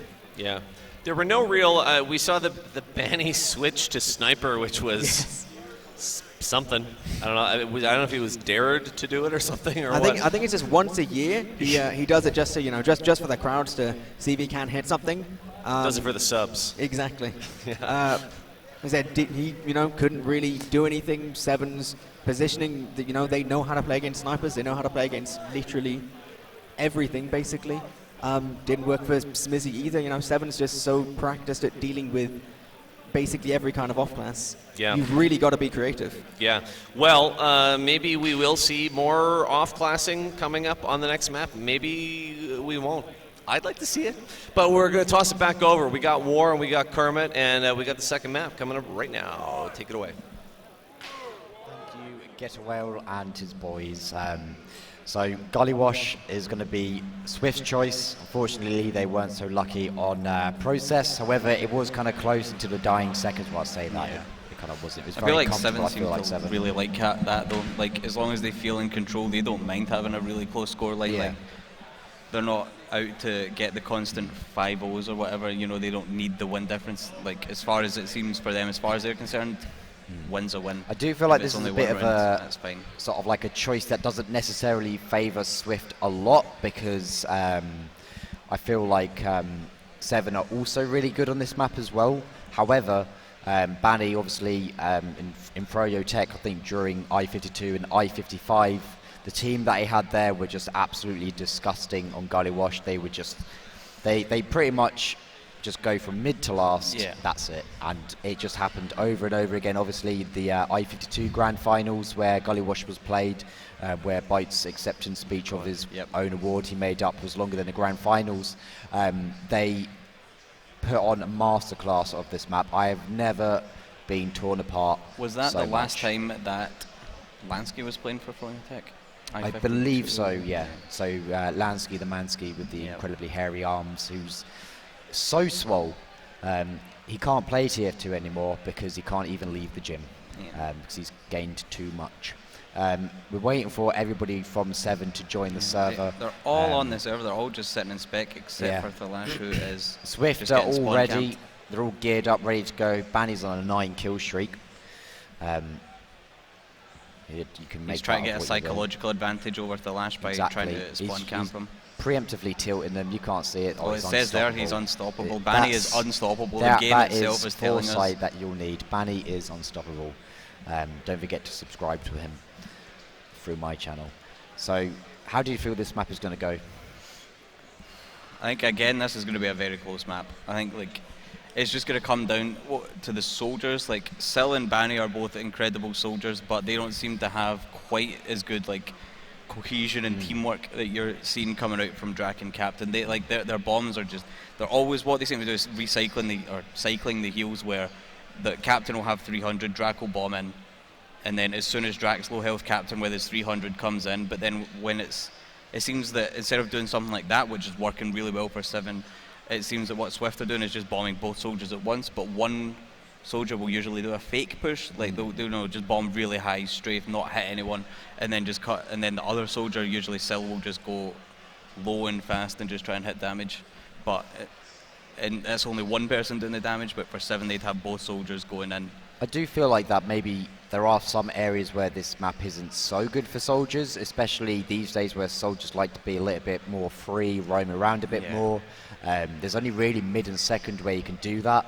I really do feel like that it's, well, from being a demo man, this is like the best demo man map of all of them, because there are loads of places for sticky traps. There's so many, like, even though there are parts where it's quite open, most players are sort of, you know, forced into channels. Like on mid on this map, you obviously have the elbows on both sides of the maps as well, so any aggression has to come through these small channels apart from the soldiers, so you only have to really worry about those classes. Everything else is just going to go in through the same direction. So I really do feel like the dare men will be quite crucial. Like 5 of your like, for example, like I think I said it earlier, like when you go into mid, like you have to go in one of those two channels. If you're the medic, you can only go up through the left or the right. Like your scouts can double jump up, your soldiers jump up, your demos rolled out through choke very fast. Your medic is just going to be, well, fodder, really. That's like the thing that sucks. When you arrive to mid, your medic is forced, as I said, for those two parts. Literally, as soon as you get onto mid, you're just being spammed as well. Oh, someone's telling me something. Low Panda have 2-0'd Nunya. So Low Panda. To be honest, I'm not terribly surprised by that result. I was trying to make it sound a little bit more dramatic, so you would be, but No, Oh, I'm well. sorry to say. So Low Panda, I believe haven't that's the dragged. first map, so they've won the first one. Yeah. So they are well on their way on the final game, which will be after this. Hopefully they'll be there, if unless Nunya can do something different and take a map, or two of them now back, which will be after this game, which will be the lower bracket final, and then afterwards tomorrow will be the consolation final between one of these two teams and somebody else. Intense, I know. We're still waiting for Se7en to get on the server. Yeah, I if think anybody in the someone crowd from, would like to go over SVIFT there has and disappeared as well. tell them to hurry up. Ali has disappeared from the server. There's classic TF2. Let's have a look and see if we'll get anything in the chat. Are they taking a break? Oh, everyone was smoking, apparently. Classic. Kids out there, don't smoke. Don't smoke. It's bad for your health. It's bad for your lungs. And vaping might look cooler. It's still bad for your health. Vaping does not look cooler. Do not listen to this person. It's bad for you. My throat is like this because I smoke like a chimney. That's just not good. I just smoke weed, yo. Anyway, we have pretty much all the 10 people, so hopefully we'll be starting soon. We The have other thing Raymond I and think I Stark. remember as well is that Se7en also turtled this map up quite a bit, with Stark sitting on sniper on second, like around the point. Yeah. I don't, oh, well, that's like what was that last line? Was that I-58 where he did the play where he walked in through a drop down, Oh, then yeah. came up and just headshot the Yeah, medic? That's Yeah, I remember them doing that a lot. I think he did it. And then- Didn't do it at Rewind, but there was a few games at Rewind that were quite Kind of. stalemated like that, where he was just sitting Yeah. on second, just trying to. Well, I'm pretty sure he just shut out Big Door. He just sits there and Yeah. looks at Big Door Yeah. with Drac as well. That's the other thing. Drac, he gets to hold his door He that he does. loves so much. He's really really made it his own, I feel. Yeah, as well as holding that, you get you do get Drac has been. I know he's been very keen on practicing and just trying to come up with like new jumps basically for getting in. There's like it's difficult, but you can do a nice pogo and a speed shot through Big Door, which will take you right on to either your choke or the enemy choke, depending on which way you want to strafe. I believe Which Shadowburn no one used to will do just- that yeah. on every single mid, Yeah. and he never got the idea that everybody knows it's coming, but he still Yeah. do it. Oh well, you can. There's that one. He'll go in like the little ramp that leads up to the point. He'd do a skip shot off that. But then there was also you can just speed shot as soon as you hit Big Door. You speed Oh, shot yeah, and it yeah, just takes yeah. you straight up I- onto the point, yeah, which is I've, incredibly good as well. Yeah, that's a really. You literally come in at full speed as well, and then it's like, yep, that's it. Your medic's dead. So I feel like I think, as you were saying before, the cohesion from the soldiers on Se7en will be a really, really important factor. We saw it in the last game, as you were saying, with the rotating heals. They were just jumping in one after the other, just creating plays. I was kind of disappointed with Ali last map. I mean, Process isn't exactly a demo-friendly Yeah. map because of the distances that you're sort of faced with. I mean, he did only have 5 frags, but when it's a bit stalematey and you're a down man on the map that's not suitable for you, that sort of KD, I guess, is expected. But I expect him to do a lot more. Hopefully, we'll see some, fat bombs that he's known for, Yeah. and people in We chat. do have put everyone on LA the in it. server, but we do have Raymond just sitting in spec. I don't know if he's actually AFK or if he's just trying to play some mind games, just trying to tilt Swift a little bit by just turning up late. I mean, I did sort of, I mentioned that to Raptor at the start of the tournament. I said, you guys will either win or you'll lose because you can't stop tilting. So as long as you've got somebody in your team that will tell everyone else to shut up, I think Yeah. you'll be fine. Because, I mean, some of them have streamed the games as well. Yeah, I think of all of them, I think the only person that would really be either Ast or Ali. They're the two I'd say that probably would tilt the least. Yeah, there does Probably seem to Ast be. would be the least just because Yeah. he's finished. I mean, he's pretty finished. much Yeah, silent. he doesn't have Yeah. anything to say at all He in just, any he just situation. frags. Really. But I feel like there's always a lot of bickering, especially from Samsey as well. I mean, he's a really good player, but there's a lot of bickering between like quite a few of the players. Yeah. I'm quite surprised. Raptor's actually been doing really well in this tournament. His ego has obviously been eclipsed by God, the egos yes. of everybody else's. So that's sort of something that's actually done a good job for him, I feel. However, he still thinks he's really sick, but he's not. I'm sorry. He actually is. He's actually really good. Yeah, but Raptor claiming that they're going to claim a default win in 5. that'd So, be a first. Yeah, a that would default be. win. I don't think I've seen a default win at LAN except for the left lands. Where's our admin Henny? Please sort them out. Nope. Still not being sorted out. But anyway, I'm not quite sure how long I can chat for. I was going to get my fidget spinner out again and review it. Yeah, could do, see how the ball bearings in it are. I've already done that. They stack up, or have you? Yeah, I did Did you that. do that earlier? Yeah, Did you really go into much detail? You could go, you know, into I could go into excruciating further if you want, detail. yeah. I'm not a fan of it. The ball bearings do creak against the sides of this fidget spinner. That's not ideal. Overall, I would not recommend the purchase of this one, but I would because it's Insomnia and they are the ones that are Yeah, quite here. possibly a limited edition. Yeah, it would be. Yeah, so Yeah. you can actually get limited edition fidget spinners from Dan TDM in the Expo, and T-shirts and snapbacks. So if you're a really big fan of Minecraft, go over there and get yourself one of those and burn it. Maybe not.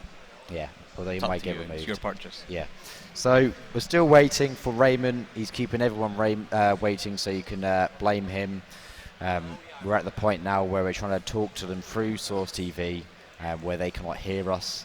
So this is the result that we've been sort of whittled down to. Some would say we might have been passed over to the casters a bit too soon. That is possible. Looking at you, John. Raymond is stuck in the toilet. That wouldn't surprise me. Yeah, that sounds a bit pretty horrible to be stuck there. Especially, it's been, people like, have been here for a few days now. honestly, Those like, toilets can't be at smelling night, good. if you go to the toilet, it's Yeah. like literally open the door, vomit, open the door, vomit, open the door, there's a turd in the toilet seat. Yeah. Open another door, there's a guy that's like completely naked, like made himself into a pretzel. And like even in the That's pretty mornings, impressive. like I went in there and there was like a guy next to me. I don't know what he was doing, but he was summoning some sort of demon. God. There was like goat noises, everything. I almost got sucked into the portal that he made, but my goodness, I couldn't smell for hours because all my Drac is sinuses saying got in chat destroyed. that Raymond has returned. Oh, that's good. So he has finally found the lock on the toilet door. They can be a little bit fiddly for some people. Maybe he just sort of dried his hands a little bit too much in that, the ones where it just sort of Yeah, his like hands a are, knife. Yeah, The suction was too much and he got stuck. that'd be a weird way of drying your hands. If Yeah. it just tries to suck the water off instead of. I saw someone this morning as well having pretty much a bath in one of the sinks as well. That was. He was flexible. That's a land bath. he was flexible. I will admit, I've seen Yeah, things that I wish I will forget, but Yeah, whenever I close my eyes, you're just reminded of it. It's just flashbacks. It's not good. It was not pretty, but that's just a part of LAN, How early in the morning was this? Like, would the whole place have been busy, or? It's about 11 o'clock. Oh, you know, yeah, so that's everyone's early here, for LAN, yeah. Does he? Oh, okay. Anyway, Mike, I think hopefully as Raymond has made it back to his seat, we'll be pleased starting soon. This is what it's devolved to into literal toilet humour. I could tell a lot of stories as well about those, but that's not the time or the place. Yeah, There always maybe seems to during a be- stalemate. One of the things that I the do next like map. about not playing at LAN is you don't have to deal with all the, waking up at 9 o'clock in the morning to play TF2. It's always really, really, really. Just waking up at 9 o'clock to cast TF2. Yeah, well, actually, yeah, that's true. But then as LAN as here, we do have, usually server issues that push you back. Like Well, an not extra only half that, hour. but we had a long break. We Yeah. casted first in the morning. Yeah, there was a 3-hour break for at least like a lot of the invite teams. Yeah, our one was like 5 hours from when we last casted. So I literally went back. I had a nap, and then Yeah. had a bath as well, and came back. All In the fresh sink faced. or in the actual bath? No, in the bath. Oh, right. Yeah. To be honest, I'm that small. I could fit in the sink as well. I've got the option towards Yeah. me. It's all very, very good. But I think when you play throughout the day, I think this is going to be important as well. That the teams are definitely going to want to win this because you get the break. Yeah. You What- don't have to play tomorrow. Yeah, before through the final. lower bracket, really. Yeah. Yeah. What I'm So- seeing here in the chat, though, is Samsung seems to be getting a bit agitated, asking if they can start. Raymond is fixing monitor. I don't think that's true. I'm thinking they're just trying to see how long they can just keep them, just get them more and more agitated. His monitor, see if they can tilt them before the game's even started. Captain says his monitor is a black screen now. I think if he maybe turns it on, maybe that that's why he dropped in the last map. His monitor's just been a black screen. He's not been able to see anything. That's one of the things that happens when you don't turn on your monitor. It's normally a good thing to do. We'll keep you updated with all the happenings that go on in chat, because you guys are unfortunately blessed with seeing that. Meanwhile, I'm going to internally try and stifle my hate for John now for making us start so early up here when there's a perfectly usable getaway on the sofa who's incredibly talented at wasting time, whereas the only thing I can do is talk about shits. So I do apologise for everybody in the crowd. The good thing is, though, there is no kids here. The Nintendo Switch guys have pissed off. The people on the stage have pissed off as well. So it's like we have the whole thing to ourselves. And my goodness, I know I've said this before, but that Max Payne thing. I don't even remember it. It was so loud, and it's like they literally it's like they made every single gunshot even louder than everything else. And it was just so annoying. Apparently there was a Q&A session at the end, but I guess that was cancelled because nobody even showed up to watch it. They're probably just deafened and couldn't have actually heard any of their answers. But yeah, the Nintendo Switch people playing Splatoon, a Splatoon tournament, really? I'll be honest. Kart. I did oversleep and missed it, but I was going to play in the Mario Kart tournament on Friday. I have brought my Switch with me. Where is NBC? I was very keen on going to play that. I don't want you on here anymore. That is disgusting. Have you been around the expo as well? No. I've seen a little bit. I've seen what I did like is they've got an impressive selection of board games. I'll be honest, I'm quite into them. They have a lot. I've always wanted to play a board game. I've missed the Robot Wars though. I was gutted I missed that because apparently they've got all the robots from Robot, or like a bunch, but there was apparently a thing where you yourself could get to like fight some other random person. Yeah, they have that in a little section. And actually control the real robots. Not from the real show. Ones, it's different ones. See, I was told it'd be like, like Sir Kill-A-Lot or someone, you get to control that. I think there's only... That would have been insane. There was Sir Kill-A-Lot, there was... Sergeant Bash, Matilda. Matilda was there, Sergeant Bash wasn't. He was the one with the flamethrower, wasn't he? He's the best one, oh my god, who's the one? He had the pincers and a circular saw. You know this. Oh, there's already up. Ooh, we are actually starting. Shout out Robot Wars though. I have peed a little bit out of that excitement. I hope we're all ready. We are finally ready. I hope the crowd is ready as well as we go into the second map of this upper bracket final. There is two. Well, is Thalash actually thinking about going sniper to mid? Nope. No. You can't switch class during the. No, he was thinking about it. I thought they were going to go for a big boy brain play, but they're not.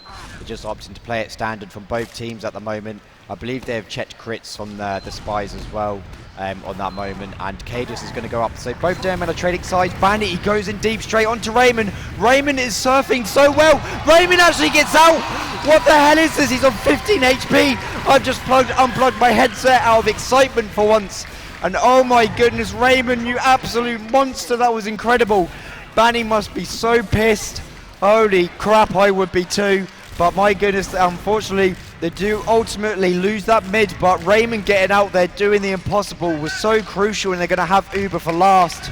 Holy shit. He was on 6 HP. 6 HP and he managed to get out. Banny tried to re-jump onto him and just completely beefed his jump. And then just got shut down by Thalash as soon as he tried to get back up again. Christ almighty, I would have just pressed my suicide button if I was Banny. I would not have been able to continue. Yeah, just type pause and then disconnect. Yeah, unplug my monitor, guys. We're going to have to pause again. Let's keep everybody waiting for 15 minutes as we get trapped in the loop. I don't know what Raymond was doing there. It might have been like in Space Jam. Might have had that the special. We've got Samsey running underneath. They're gonna go for either a point. Oh no, Drax there shuts it down instantly. Oh, but Silentes, he does get the trade on him as well. But I kind of feel like that wasn't really synced up perfectly. Cadus does get the frag, and we've got Thalash on the poop with the Natasha. Thanks, Mrs. Slynn. I believe everybody else is all pretty much in a standard position. There's no one too aggressive here. Got the Thalash sniper. He switched off of heavy onto sniper. I don't know if he's gonna. Yeah, he's peeking river. He's getting out. Does he go? No, he's not gonna go aggressive. They've not got that one round yet. Hits Banny with the body shot, but that's not gonna do enough. The Lash Is got he, to check in for off classes here just in case he's held the door maybe for someone. But he will Yeah, I'm trying probably to switch back to Snake. sort out my caster binds, and all I've been able to do is break all my buttons. Never mind using buttons as We've got Silentes try to bomb in, ends up hitting the column in the middle of the. Yeah, Asta's trying to go in through Shutter as well to Gets try picked up and by sort of follow up Cables. on the aggression, but Raymond, he's not pubbing for that. Dallas does get a headshot on Banny again. Banny is literally just sort of, you know, playing with him. They're just at the moment. Oh, Banny tries to do a jump out. He doesn't get full speed. Oh, if he does, oh, he gets the. Oh my goodness, I thought he would have beefed that for a I'm moment. surprised no. Oh, Stark's behind. What? Okay. Oh, he does it. Is he know. going to hide in the bush? That's the other thing I completely forgot to talk about. He always gets behind. Yep, Remember when he was juking engineer them out once hard. and he got a teleport behind? Like, I don't know how he does it. He just They have seems no to. idea. They have no idea where he's gone. Yeah. Ast was looking big door. Samsy was looking choke. Stark to. Oh no, Sam knows where he is. Yeah, now. He's on Samsy top of spotted the him. point. Drac does take out Silentes mold. That's going on. Banny does get the trade on him, so there's a little bit of split action. Samsy's going to be the one that's going to be trying to deal with Stark at the moment, but there is some pressure going in. Ast does get Thalash, so unfortunately because Stark is behind, there's just 2 people on last. The saving grace is that Raymond does have Uber, so they will have time to defend it. It's going to be 2 seconds for spawn with both soldiers, but Swift are going to start playing the point. Are they actually going to be able to do this? And he does hit a good pipe to keep Raymond juggled. Both soldiers have spawned, but he didn't get a flash on the Uber. Banny takes out Cadence as well, and Drac is unfortunate, just sitting on the rim. And that is the first round going to Swift, so it's 1-0 going into Gollywash, which is their pick, so they are going to be very, very confident at the moment. That was a really, really good, well worked out push. I kind of feel like Stark stayed behind a little bit too much, and they identified that. I mean, Banny did say at Rewind that when you know they're running a spy, just push last. They're going to be 1 player down holding, and it worked for them. Yeah, I'll be honest. I didn't actually watch much of that last push at all. I just sat watching Stark behind, seeing what plays he could manage to do, which was inevitably nothing. He managed to almost 1v1 Sam, but then had to go help his team. Yeah, but so next mid. Second mid, it looked like, I believe Thalash was trying to go in. Silentes, he's going to go deep onto Raymond this time. Is Raymond going to be able to get out? No, he doesn't. Does get taken out. Silentes does hit the rocket at him, and that is without a medic. So Raptor is still alive. He does make his way through lower. Drac does pick up the frag as well. So we've got Cadence who's going to be sitting through elbow, and that is 3 quick frags. Banny is the last man standing. Stark looked like he wanted to chase him down there. I'm sure his subs are just desperate for him to get out and hit. You know, just they really care about him. It's like, Banny, please survive. Your new emotes are bad, by the way, Banny. I liked your old ones. Anyway, so Ubers are going to be equal as both medics did die on mid. However, we have Swift that are going to hopefully be parking the bus kind of, well, a little bit on second. They have no pressure or no reason to go forward. I'm not quite sure if that is the play style that they want to go for. It looks like Se7en are actually arrow building for the first time in the tournament. Talash is just sitting back watching drop down, but also just arrow building at the same time. I'm not sure how much of an advantage this is going to actually work out to be. It's about a 20% advantage right now. Yeah. They might want to just overthrow choke and just bomb both soldiers up top. No. That was actually a point that EP was making about how everybody on Se7en always check for spies. They always do the dirty work, basically. Yeah. Arrow building as soon as it's needed, whereas, you know, as you mentioned, Swift being a little bit lax on that. They're not really keeping up with it. And luckily for them, Se7en didn't act upon it. Yeah. I'll be honest, I think that is actually the first time I've seen Se7en build, arrow build this whole tournament. I'm not sure why. They never seem to do it in games. They'll just sit and build normally. You know, they don't seem to mind giving up. The percentage. Oh my God! Drac just gets straight in through big door and gets a drop onto Raptor. Oh my goodness! So that is he was trying to heal his flank maybe, but Drac just absolutely slammed Raptor there. I wasn't even paying attention again. I'm sorry, everyone. I'll let you down. Anyway, Silentes is going for a big bomb through choke. He's going in by himself. Banny is in a good position to follow up on that as well. Raymond, he's incredibly defensive. He is not going to go forward. He is starting to edge his way through now as well. Samsy's going behind. He takes the 1v1 against the Lash. And Drac is there. He spawns just in time to stop that from happening. But there's going to be some bombs going in. Silentes does go for a high bomb. But again, Banny just seems to be rooted to the floor. He's not helping his teammate at all, and he's just sort of kind of baiting him. Ali is sitting up top, so everybody from Swift are going to try and get out through Riverside. But Se7en are hot on the heels. They're already preparing to go through main. Oh my goodness, Draki completely annihilates Ali. Completely banishes him to the Shadow Realm, and everybody on 7 is ready on the point. Astor spawned, and so does Se7en, so they've got both soldiers ready. They might have overstayed the welcome, but there are 3 players remaining. Raptor sitting at the top, and Cadus just plays on the point. That is 1 apiece. So That 2 round pretty was quick all rounds. on Drak, off the back of that play on the Raptor and then getting Ali on last there. That Drak basically just completely secured the round for them there. I was saying, obviously, Drak has had an amazing tournament. Ever since they picked him up, I said that he's gone from like being just like an anchor of the team, just doing the jobs that he needs to do, to someone that just comes up with huge plays. Yeah. And yeah, It's one thing that Drake does. He, like, you'll see him if you ever watch him. He just sits at LAN and he'll just practice offline jumps like on Sixes maps, just so more creative ways for bombing medics. yeah, he is shining this tournament. He's doing really well. Ali, he goes up top left, and he does get peppered with some bullets from Stark. Se7en to try and go in as well to try and get him. Se7en does get the frag with Stark, but that's another following 2 frags. So both Thalash and Captain getting taken out. It's going to be Cadus who's going to be alone in choke at the moment, and he does get taken out as well. So that is going to be a huge player advantage. They're only going to be missing Banny for this.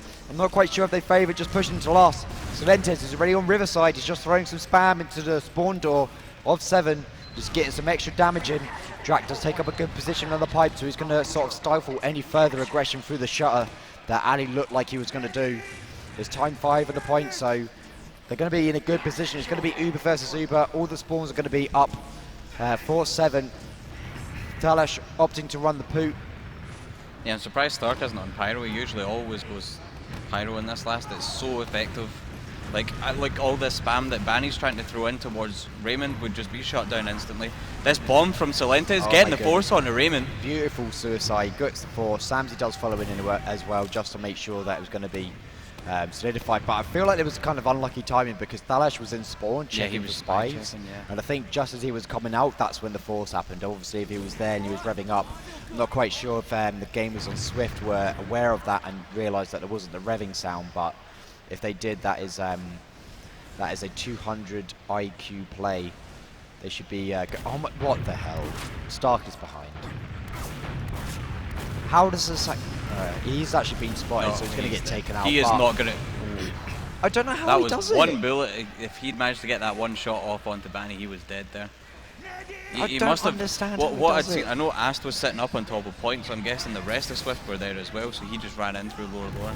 Everybody, there looks like a lot of grouping up on the Riverside, so they are going to take the Uber in. Ast is going to be playing the point. He does get a quarter of the time on it. He's going to rush straight for Cadus. He does, unfortunately, not take him down, but he does take out Drak. The Uber has been pulled up from Raymond as well. So that is 2 games down for Swift. They are going to be hanging around Riverside. Raptors alone. Se7en does try and go in and try and make something of that, but I'm not quite sure what Raptor was doing. He just seems to be ploughing down through Riverside by himself.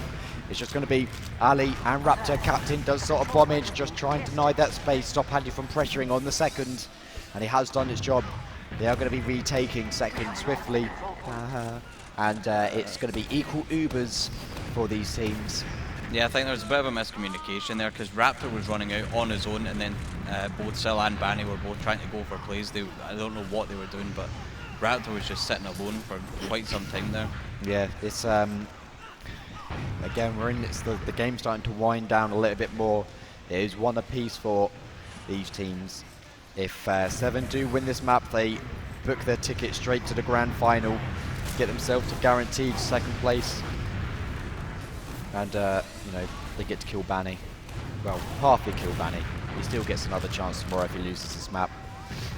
I hope someone didn't whoop that. That's quite inconsiderate. So Even though he is American. So let's see. We do have Drak just sitting. He's not watching the big door, but he is just watching the door on lower here. He's advanced. He's gone from watching the big door directly. He can now watch it from he does protect all positions. But it does look like there was going to be some pressure from Swift, and nothing really sort of came from it. Se7en does get taken out. I guess he was trying to go for a suicide. Rapture's making his way out through elbow, just to park himself into choke as well. Thalash has gone sniper, so he has busted it out already. It's going to be the occasion where it's going to be even more difficult for Swift to go for any aggression. If they try and go through big door, they're just going to probably get domed straight away, and I don't think Flash is up at choke though. If they actually choose to push a flank now, they might be a little weakened. They could be. I don't think they know that they have a sniper up. They do now. He does take out Se7en. Cracks him right in the forehead. He's going to be down for 13 seconds. I'm not sure he's going to open the spawn door for a counter snipe, but Thalash is getting loads of room at big door at the moment. He's going to be out. He's got so many choices. Banny. He tries to go in and try and take out Thalash, or at least bully him out, but he was lured straight into Cadis's trap card. It looks like everyone from SVIFT at the moment are just sort of hanging around their big door. It doesn't look like they want to give up mid just yet, and I kind of feel like that was an opportunity for Se7en. Yeah, I'm not sure what happened there. Like, all of SVIFT went back to their own big door, but then Se7en just chose not to leave theirs. Maybe they just didn't want to take the risk just in case they might end up losing the push. It might have obviously been they have no vision of it. They don't know if it's actually, you know, where they are, what they're going to do. They didn't really have any height. Like, Captain did bomb from choke back to his own big door, but Banny, he does try and put some aggression into big door as well. So both, they do get a scout in through lower as well. So this is some opportunities being open, but Stark deals with that, and Cadis gets the frag on Banny as well. Se7en looks like he's trying to go in, but this might be 3 frags for the side of Se7en. Made that 4 as Captain does take out Raptor as well. Is that another drop? That was a I'd drop. imagine it is. So there's just going to be Ali and Ast. They're going to be remaining. Even with a sniper, they don't even need to get him involved. They were just tearing them apart, but that aggression through big door was so messy because Samsey goes in by himself. Banny just hangs around big door as well and practically baits him, and I think Thalash should take out Raptor again. Oh my god, it's like the grand finals of last season. There is so much going on. Everybody was just trapped in spawn. Oh, Samsey gets a drop on it. Raymond gets taken out as well. Both snipers doing so much work. I'm trying to flick through the players as fast as I can, but again, it's just one of the things of Gollywash. In that forward spawn, a sniper could just poke out and take out your medic.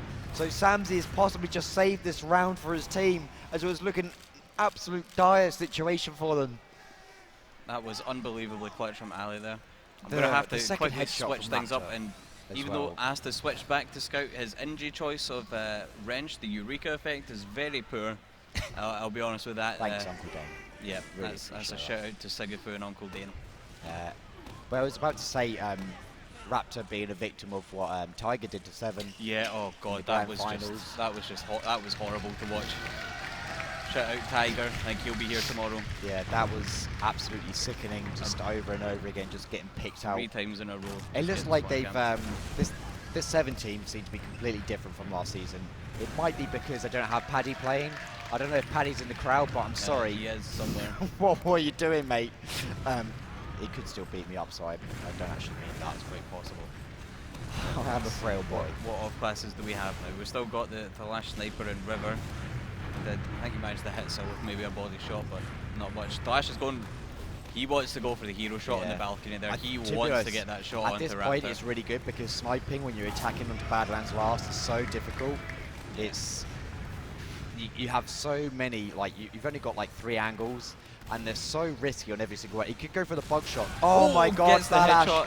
And he crowd position, hanging around on the floor. Thalash takes the opportunity, he takes him out. There is a sentry on the left side, however it's... Oh my god, Thalash! He gets Sil, so that's 2 frags. There's an engineer on top left. Oh, he almost gets a shot on him. That was so close. But they lose Captain and just decide to fall back outside. He gets the 2, like, more difficult shot. He misses the sitter. This is what you need when you're running a sniper for getting the frags. I was literally just saying that, you know, it's difficult to get any frags on this, but when the players just peek out at you, Samsey's not upgrading the sentry. Yeah, I was about to say what happened there. He's just sitting with a level 2 on top left. He's just sitting in his board as well. Thalash going down to Sil there. Se7en, he does what he needed. He goes for the same thing that he tried last time. He doesn't get his headshot this time. He does go into track as well, so he's putting some pressure onto Riverside. Do Uber in through the shutter door. This is a little bit difficult. It's normally a bit dirty trying to do this because it's very, very difficult to sort of really get anything. Raptor is on 60% at the moment. Banny does get taken out, but oh my god, it's a meat grinder as Aston and Ali combine and take out Captain and Raymond. Samsey is going to be trying to get onto Drak on the right side. Drak does take him out, but Drak is just sitting. Oh, Ali does take him out as well. If he had gotten out of that, that would have been absolutely amazing. Thalash is sitting in lower. He's just gaining some information. I don't think he's been seen. He's hiding. Oh my goodness, if he went then, that Raptor would be dead. Thalash is going to go for the back cap, but unfortunately, Banny does spawn and he wins the 1v1. Oh, Thalash, he's sorry, he's just European. That's a meme. That's a classic at this point. We'll get Captain about to feed it choke, maybe? He does wow. go down to Ast. He was only in 2 The HP Uber there. has been popped early, but it's not going to be a massive thing. Raptors going to have 50% advantage, but it's not going to be the end of the world. And it doesn't look like Captain is going to get forward spawn. No, he's not. So he has been sort of put further back. I don't know if Swift They sort will of have like full Uber understand this. advantage, basically, though.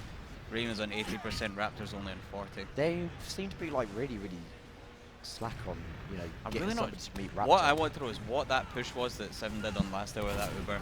Yeah. I'm going to need to see have news analyse that. They are trying to sort of go bust their way through choke. They're sort of just going for it. Banny, he does make his way through drop down, but Thalish hears it, so he's going to be picked off pretty much momentarily, but he's opted to just go for a back cap. I'm not quite sure if this is going to be good going for a soldier back cap, not the best thing, but he's just trying to drag as many players as he can, as Celentes is trying to contest it. Ash is going up for the flank as well. He's going to be able to take out Thalash. It's going to be a 1v1. Ash does get the health back, but the Uber is popped from Rayming as well, so we've got 2 gamers behind for the team of Swift. I don't know if they're going to double up. Banny does sort of go in for it. He does hit the air shot onto Drak. Is he able to actually get out? He's just buying more time going in through elbow. Ali, he suddenly found his way in as everybody on Swift just goes through the big door. This is incredibly messy. This could be a total disaster. Drak is still alive. Ali is incredibly weak. Raymond's trying to get an arrow on him. Does get Uber and he's able to pop it off. He's actually going to be able to get Raymond. He's going to try to get out. Raymond, he seems to be pretty much safe. Celentes just go for the bomb on him. Raymond again. Oh my goodness, Drak on the back line does take out Raptor, and Celentes isn't able to get Raymond. Raymond goes through drop down, takes out Samsey. He's an absolute monster. I don't know how he just takes no damage or anything. I have no idea. Drak just stayed alive. He just stood in the choke there with 19 HP for like the entirety of the Swift Uber there, and just no one did anything. Then he just cleans up. I don't know how they do it. It's 2 like flames. everybody on 7 just have like an extra 200 HP because they just survive when they really just shouldn't. Yeah, and then it's sort of like, I don't know what it is, that they just never seem to get focused when they're behind. Like during fights, people seem to just lose focus. And there's going to be an Uber going in from Shatter as well. Banny does actually do quite a bit of time wasting some of that as Stark tries to go for him. He's not able to collect the frag. Cadus and Stark and Raymond all get taken out. That actually does collect the frag onto Celentes, but that was an absolute disastrous push again. Yeah, Se7en just don't seem to know how to push. Last time we've got Sam just found a hiding spot. He's going for the wall bug. He does get spotted by Banny. No, Banny does collect the frag on him as well. No way could Drag. I was about to say no way could he get out from that. I'll be curious to see if they decide to off class at all, or if they just want to. Oh god, we've got a bomb in.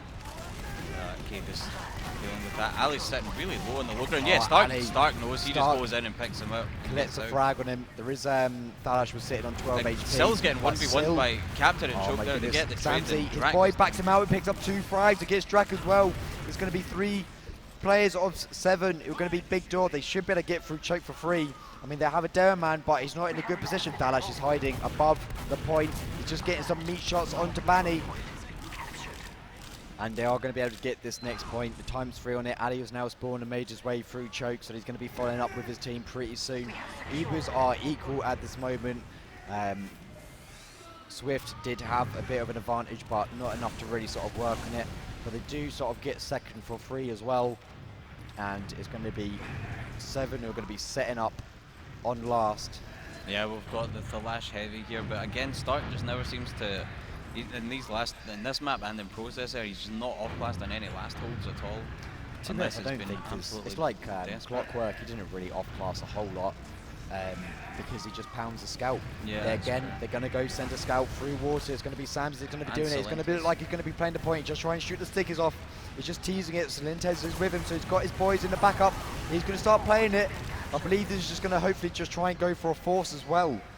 Trying to force Se7en to go on the point. Cadus does get taken out, so that is a critical pick. They still have another option of sending another scout. He's just playing the point. I believe Celentes is still underneath the point as well. He's getting a lot of damage. Stark is just try and go and fight him as well. But he's sitting on 20 HP. Stark does get the frag, but that's 2 frags apiece for both sides. Cadus has just respawned, but it's going to be a point play. Banny is going to be going up full water as well. He's going to start playing the point. He does get a bit of time on it. I don't believe Raptor, no, he hasn't Ubered, so this is going to be really, really good if he can keep on holding this.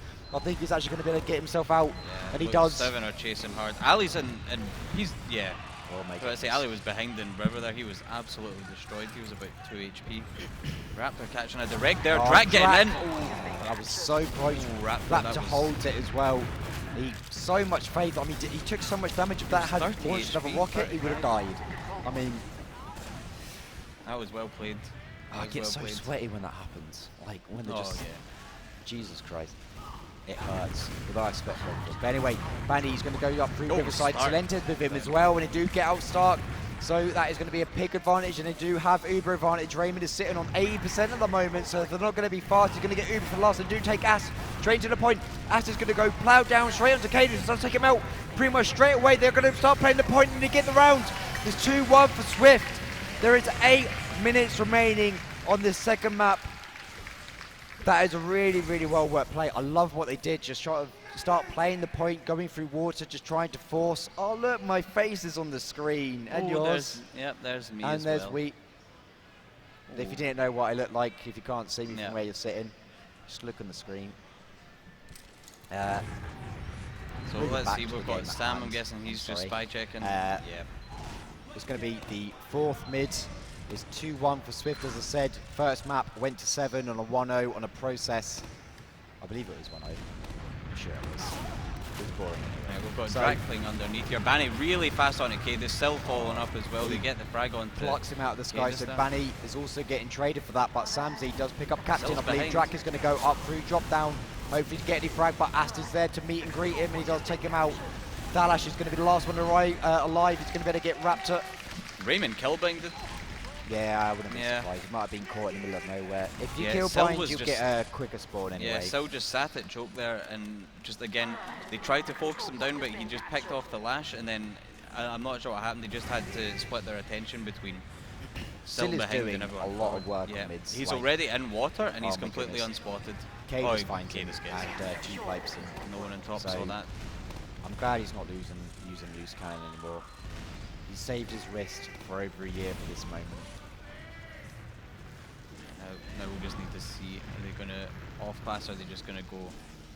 No, Sil just spawning on Soldier. So they're going and to go now in Uber for an comes Uber in. through Shutter, and he does do a little skip jump to try and get onto the point almost immediately. Asti trying to take out Drak into the secret, but this does look a little bit skeptical. It's not really working out for them. However, they do get 2 frags. Cadus is still alive though, so that is critical that he's able to just sit on the point and defend it by himself. But Asta's taking him out, so he's runs going to in. be playing the point.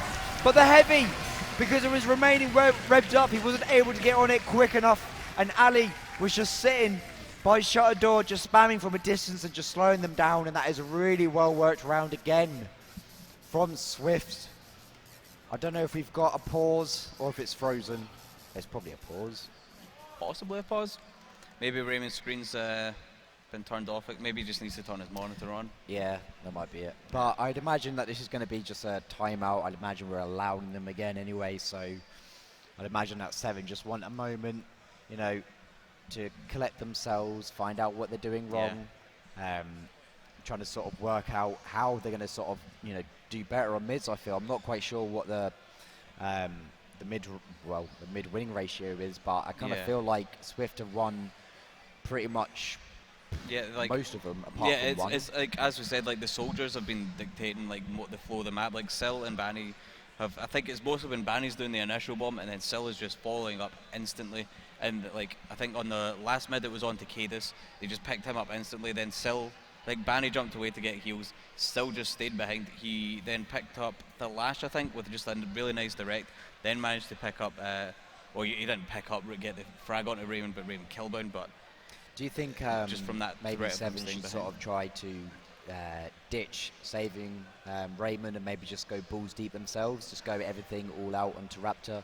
You know, do you think they need to sort of like... It depends on how they're feeling about it, because like in that situation then it's just going to be down to completely just their DM ability and whether or not they think they can 1-for-1 out DM Swift. I mean, I'm sure they Are can very do that. they are very evenly matched. Like, So that's the other thing. They're there's no on real DM weak levels. I link. don't think... I kind of only... It's really difficult to put these two teams head to head. Yeah. But I feel like 7 as a team sort of maybe have more cohesion together. Yeah. Maybe Swift have a little bit more More, DM yeah. slightly, but the game has resumed, so we'll be going back in. This is going to be mid number. My tab doesn't work. So it's going to be mid number 5. It's 3-1 for Swift as it stands. We'll be going to a third map. There's 6 minutes and 42 remaining as we've stopped the time as both Dareman gear up for their rollouts. I think Talash was trying to maybe mind game there. He was setting a sniper in the pre-game or in the freeze time there. Yeah, both Daremen going for the standard rollouts, going from the top left. It's going to be Ali that's going to get pressured out quite a bit by Drax, so he's not letting him get the free reign that he normally does, but Drax is sort of overstated as well, because Sedentes does jump in on the black line. Baddy follows up as well. Sedentes does get taken out for his troubles, but Samzi is trying to go up for elbow. He does create a little bit of a distraction, but I believe this might be all for Swift on this mid as 7 do take it. So whatever, Stark is, Ali has read him like a book. He's possibly, Stark is still going to be a little rascal that he is, and just run around through lower. Yeah, as long as he doesn't die there, there's absolutely no problem with the play. Yeah, he does get out, he does sort of put a little bit of extra aggression, does sort of like, makes his presence known, but 7, they're going to have to start creating some stuff because they've got 5 minutes remaining. They need 2 rounds. They need to channel their inner bite. That's a reference that most of you won't understand. I'll be honest, I didn't even hear the reference. I was trying to read what happened in the pause. Dash just said it's time. Silentes is below in River. He's 8 health there. He is getting chased by Thalash. Oh, Thalash will Thalash. He does get him. He wins the 1v1 and he's going to be sent on the point. He's hiding from the sentry. Gets so much time onto it. That is like pretty much 3/4 capped at the moment. So 7, what I really like to see them do, if you do play on the point any further, you don't have the announcer that's going to tell you that someone's getting on the point, so they could just keep on edging this over and over again. It's going to be... What I'd like to see is if Thalash maybe goes spy right now. Oh, that would be tasty. I was going to say, if he went spy, you know, did the classic disguise as a friendly sniper. Yeah, show has face a bit and then to go for scout. They're going for just that. However, 7 are going to be feeling quite confident. I like them to keep up the aggression. The sentry has been relocated and Ast. He's now sitting on the point. He's taken a lot of spam. I think it's going to be Stark. He looks like he's just trying to go. So Thalash is going to look like he's going to go through to water. But Silentes is going to be meeting him there. We call this water because there used to be water there once upon a time. Oh, that was what, 4 or 5 years ago. That was a long time. Oh, it's a 1v1 again. Unfortunately, Thalash doesn't win it this time around. And Drax just spamming down. Maybe this time Thalash will off class. I expect him to snipe at least. I'd really like to see Stark play spy because obviously last year the grand final. Yeah, he did a lot of work then. He pretty much won Thalash it. is there. He's gone heavy. Yep, Thalash is deciding to push up as heavy. So what I'm thinking is this is going to be a push right now, basically. This is actually a really good push that I believe I've seen Arctic Boxers do, where they just go in for the heavy after the Uber's been exchanged through Riverside, so they do Uber it in through Shutter. It's just going to be Stark, but at the moment Raptor is holding on to it like it's his firstborn baby, and he does pop incredibly late. Unfortunately, that's not really going to work out too well because Thalash can't really be involved in the fight straight away. If that Uber had gone off immediately, I'm pretty sure that Thalash would have been able to go through and help with that. But they might still gear up for a non-Uber push, so it looks like they've got a strat in their pocket.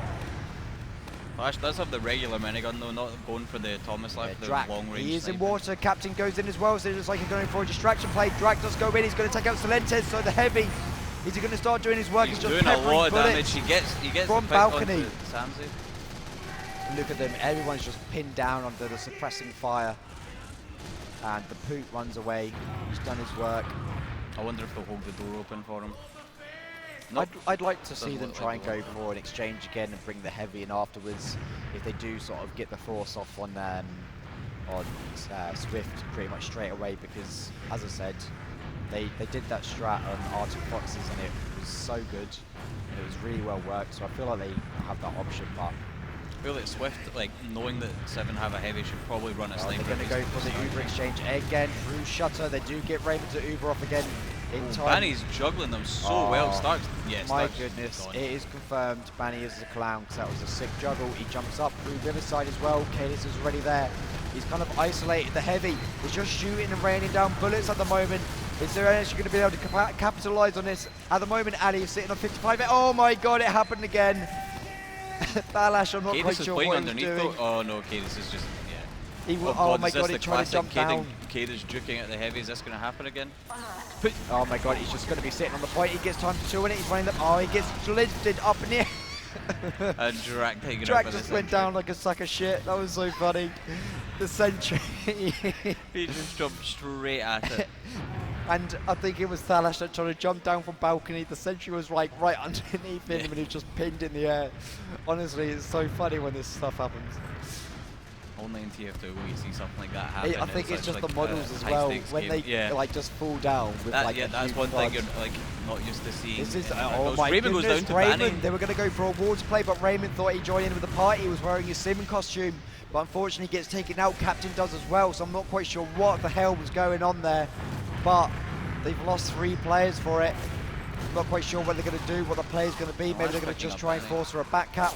Samsey pushing up into River, trying to pick off the Lash. He knows he knows that the Lash was only 16 HP, but There he is, just ran into his I've Widowmaker. not been paying attention to the time because there is 50 seconds remaining that under that roll. Yeah, that's GG. And we're So in trash we have time entered officially. the realm of garbage time. Swift really sort of pulling it out on this map. It's pretty much guaranteed, I feel, that we're going to go for a third. I'm pretty sure everyone from Se7en is just going to try and do everything for the logs. They do get Silentes. If anything, they do get the round. It just be a consolation prize for this map. And they're going to just sort of try and go and play for the point. 25 seconds pretty much remaining. The Poo is doing a lot of work. Takes out Thalash as well. And it's just going to be an Uber prompt from Raymond on the point. Sorry, Raptor on the point. Raymond's going to get Uber anyway, so there's going to be a slight exchange. But 10 seconds remaining, and it's going to be Swift's map. So that means we are going to a third map, which I believe is going to be Granary. Yep. Yep, so we're going to be treated to a Granary game as our decider. So this is going to go all the way, just as most people had expected. And I feel like it's what we kind of deserve. Yeah. So it's going to be just, well, we've entered in garbage time anyway, so taking it comfortably, I feel like Swift were. Obviously, it was technically 3-2, doesn't count the last round, don't care what you say. Yeah. But as I said earlier, as Silentes always says to me, he does not lose on Gully Wash, and again, he's stayed true to his word. He has not lost on Gully Wash. Someone at home, Gentleman John, I know you've got nothing better to do. Please give us the stats and numbers would on be whether or appreciated. not Silentes has in fact lost Gully Wash, because I think it's bullshit. Anyway, we are going to be going back over to Getawell and his lovely comrades on the sofa. So over to you, my friend. I thought garbage time is what they called it when WARHURYEAH launches TF2. Welcome back. My name is Getawell. He laughed the hardest at that joke, which is weird. We have Eepily, we have Mike A. Where do we start with that one? Who do we want to talk about first? I was thinking about it, and do we want to talk about the medics? What great play out of both of the medics on that map. It's maybe not the stars of the map, but I'm just thinking of that one surf that Raymond had on that one mid. I'm thinking of great play by Raptor. We haven't talked about the medics a whole lot this weekend. Yeah, well, like I said, the flashiest play obviously comes from Raptor. Raymond. From Raymond on Yeah. that mid. That was obscene. It's one of the things where he should never, ever live. There's no logic behind that, but sometimes Raymond does manage to defy logic. But in general, He still got it. It's obviously difficult, other than moments like that, to really impress on Medic, because it's all about, being consistently alive. It's all about the stuff which isn't particularly flashy, but keeps your team alive. And as I said, both Medics were doing like a pretty good job of that. They obviously had a couple mess ups apiece, a couple kind of random drops, things like, Smizzy dropping Raymond from like the bog standard sniper and forward spawn. Yeah, crowd liked it. Things like that. But overall, both Medics did basically what they needed to do. They were rock solid for their team, and to a degree it was more kind of how the teams organized themselves and played rather than just individual kind of things, Yeah, I mean, people have been wanting to roast Raptor all weekend, but he was played real smart, was the way that we put it. We can pull up the logs as we continue to analyze and have a look here. Let's bring up that last log of what we just watched here. Oh no, I lied. This is the process log.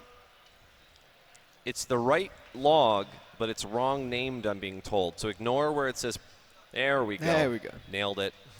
Mike Adams, what stood out to you? We see there at the top we have North America champion player Banny, but what stood out to you? I mean, there were a lot of great performers in that match. I mean, where do you start? Yeah, mids felt like Banny and Se7en were a lot more effective than the mids felt like Banny and Se7en were a lot more effective than Captain Drac. Like they were getting really deep, getting some really good damage, and Ast in particular was like helping clean up. Samsi, I'm pretty sure, just stuck with Raptor for most of the mid, just in case things went south. But you kind of saw like Se7en was struggling to take good position on mid simply because of Se7en going really deep every single time, and at least getting Raymond really low, so he had to kind of hide. And then that went in, that made things go in Swift's favor more often than not. And you saw a much more confident Swift on this map compared to Process. Like you saw, it was a lot more easier for them to take last. They were just getting picks more often on Riverside. It felt like Se7en were playing, well, Drac in particular was playing a bit more aggressive on the Riverside than he needed to. I saw him die quite a few times there. And Swift seems a lot better at trading players this map. They were on it like straight away compared to Process. They were a bit flustered. So it started at the mids, and Swift, you could just see they were confident on this map already. They felt like they were going to win it from the start, I think. Some really low deaths. I mean, look at Ali only have 6 deaths, which matches his medic Raptor, which is pretty big. Ast only 8 deaths as well. I mean, that's not the whole story. I mean, it was good to see a little bit of the off-classing. I mean, Thalash had 4 headshots, and, we talked about how, it's not just the Stark show on 7. They've got Thalash as well. They got talented dudes. Yeah, I mean, it was it's interesting. You almost wonder how it would have gone if there was maybe 5 or 10 more minutes in that map. But I don't know if we would have wanted to watch another 5 or 10 minutes. Who knows? Yeah. Just in terms of the logs, like, I think obviously we sat and we watched the entire game, Yep. and I think the fact that Ast did so well statistically speaking kind of speaks a lot for his kind of play. Yeah.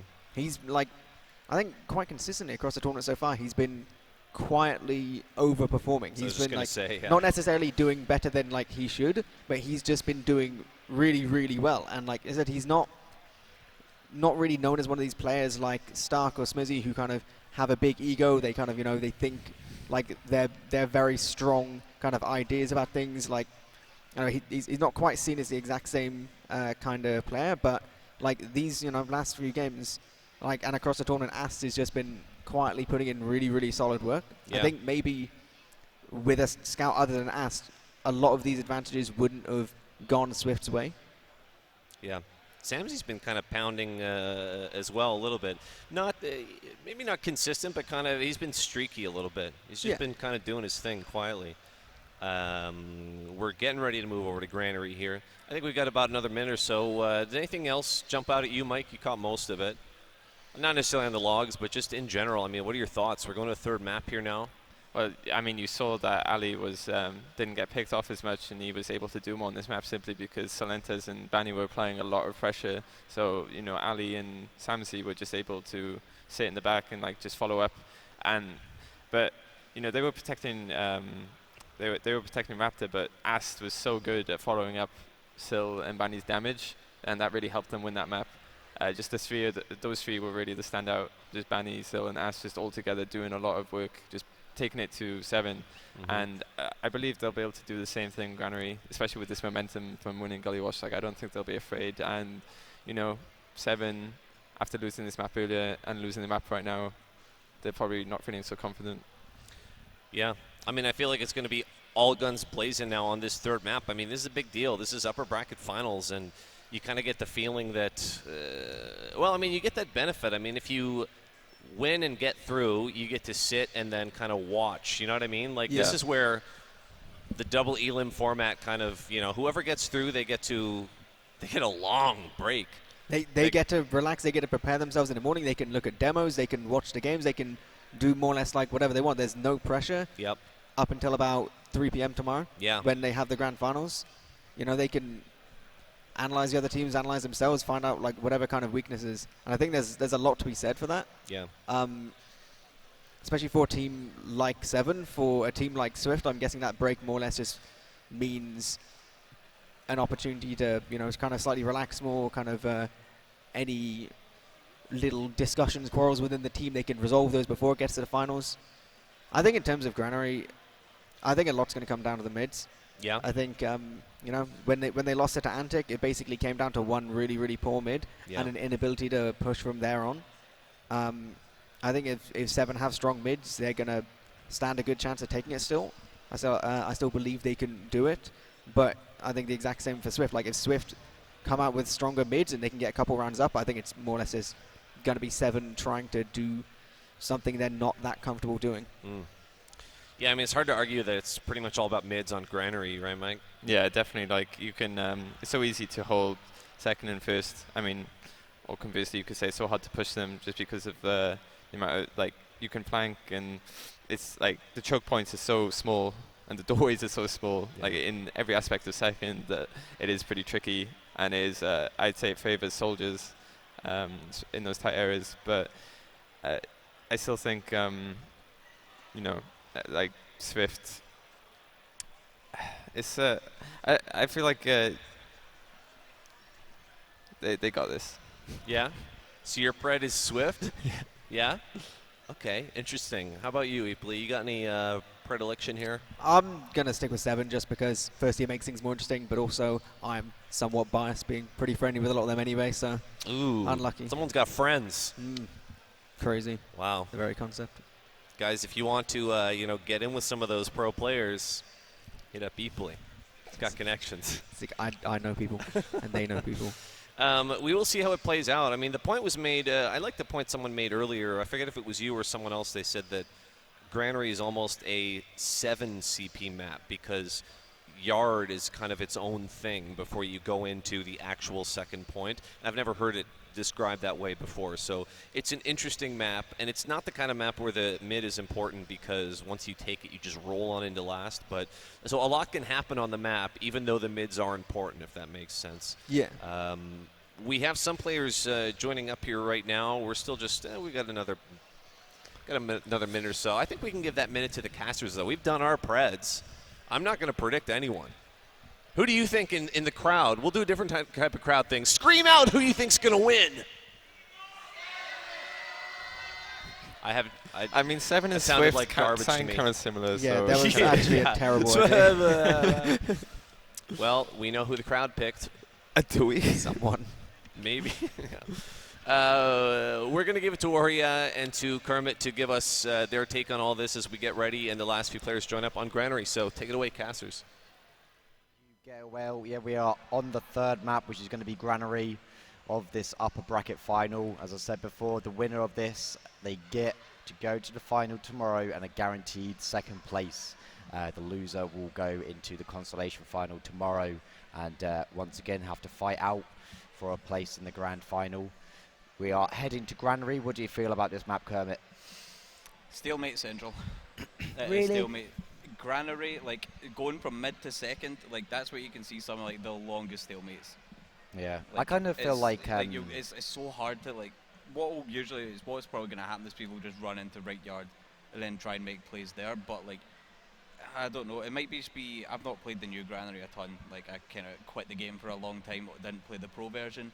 But on original Granary, it was always like very stalemated, very slow, very just like soldiers sitting spamming chokes basically. I feel like the last point still hasn't, with it being brought forward, still hasn't alleviated the stalemate of It is it. better though. It It's is definitely slightly Like, better. at least having your spawn door like come straight out instead of having like the long corridor, then another room, and then you're out. That was awful. That was probably the worst I still part. feel like maybe that something needs to be done with the spawn doors to make it so. I still feel like you're still too close from spawn to get to second. I still feel like that needs to be changed a bit, maybe adjusted just so it's a little bit easier for attackers to push last, because I feel like that's one of the best things about TF2 is when rounds can get changed and when an attacking team does get rewarded for being a push to last, you get the round, and it's just good to see maps where a defending team as well, they really have to concentrate and focus, and they can't just use the map and the the geometry of it as a crutch Yeah. to help them defend too much. That But is one thing with them having moved like the forward spawns back as well. Like you're punished a bit more harshly for like just yeah, random I feel sacks. like having Because they were, it doesn't seem like a huge difference, but they are like. I there's kind a of feel like decent that. distance That obviously between, it like, the doesn't two. really give teams like I kind of feel like that's a good and a bad thing. Obviously, it means that attackers can't defend second so easily. But I feel like it also teams will be able to push out, but it still doesn't help attackers defend. Actually attack last either. I feel like they should have just left it normal where it normally is, but maybe just extend the spawn times a little bit more. But I just kind of feel like it just makes it even harder to attack last and just keeps on. That's why I keep on seeing these 1-0s and stuff. Yeah, but with like where the old spawn was though, like it was literally one rocket jump for a soldier. Yeah. And you were at second really. Like it was super easy to just come in from like Z and just spam the point That and is win true, yeah. basically. So having it a little bit further back, you do. It's kind of hard. Like it's for I don't know who it is that's actually doing the edit, but it'll be hard to find like a good balance of Yeah. like. It just, spawn I times feel and, like it just the needs a new lot of distance. the changes need to be play tested.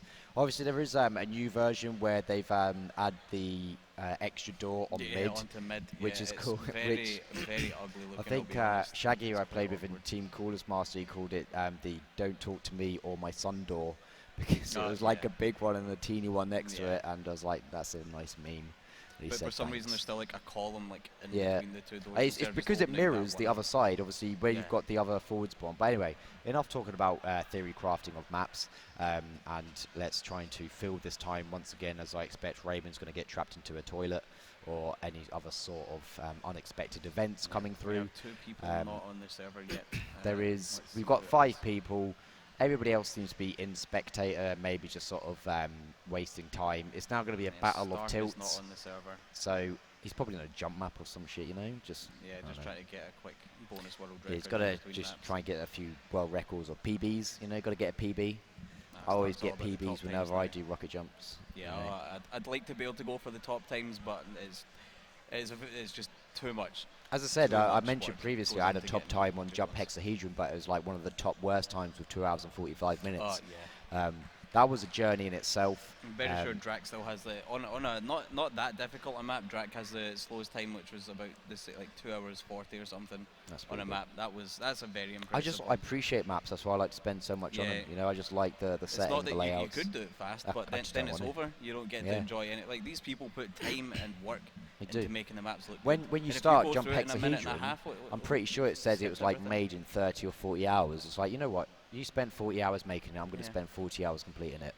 We're Seems going fair, through it yeah. together. And needless to say, it was the worst thing I've ever done. Anybody that watched that, I do apologise still for Oh that. God, though. you streamed it. Yeah, I did. I actually streamed it. What ended up happening, I was stuck on a jump. I think it was like maybe it's the one we have to do skip jumps on long platforms and do a double sync to the Yeah. top. Oh, And right. it was just so bad because there were people that had finished the map. They were just waiting for me at the top. Yeah, just taunting. And it was just it was so awful. I had about 7 spectators as well, and it's like, when someone's watching, you're just like, no, go away, I don't want you to see this. And it's like, I got so sweaty. I think I ended up getting naked afterwards, and it was just, it was horrible. So yeah, I did stream it, and it was 2 hours and 40 minutes of high quality jump hexahedron. Nice. Still a lot better than Get a Whale stream anyway. So we are still waiting for the players to join. We have everybody up on the side of Se7. We're just waiting for the SVIFT players. Ali Hopefully is they in join spec. He's the swiftly. last person we're waiting on, and then we should be able to go. I said hopefully they'll join swiftly. Get it? Oh. Thanks. Do we have the comparison between Kermit and Stanley Kubrick available for the stream? That'd be good to see. I take that deafening silence as a no, Yeah, I'm going to assume that's a solid as no this as is well for a now. no fun allowed stream, unfortunately. You have to just make your own fun. They're in still this not stream. listening to me. They're just Yeah, never we're just mind. kinda But anyway, looking at each other. search Stanley Kubrick and then look at Kermit and Search what, Kubrick? Stanley. I swear. Okay. do you It think sounded I a said? bit strange when you said it the first time. I swear you said something like Danny. Danny Kubrick, Yeah, that's his brother. the classic director. There's just one more player. We're waiting for Swift at the moment. As No, we wait, go there we into... We're at 6v6. Oh, we're in 6v6, so everybody has joined, which means that we should be starting pretty soon. I am ready for this last map. Are you ready? I am. Let's hope the teams are ready. Let's hope Crowd, we are don't you just ready see for them the go. last map? I'm going to attempt something different that Getawell, I guess, was meant to do. If you want Swift to win, can you please cheer? That was underwhelming. If you want 7 to win, please cheer. Oh, there we go. There's our answer. But if you want Banny to win, please cheer. Oh, Europe does not like banning. I don't think that's going to... Yeah, that was a pretty underwhelming. That's going to damage his ego a little bit. Yeah, that's if he heard it. They aren't too far away. Well, then there's nothing to hear, though. So Yeah, there was nothing there. Yeah. Anyway, so it doesn't really matter. Everybody's on the server. I'm waiting to go. I don't think anyone's AFK. The ready up has sounded, which means we are going to get this third and final map underway. This is the deciding map for these two teams to book the ticket into the grand final of Insomnia61. I'm really sweaty.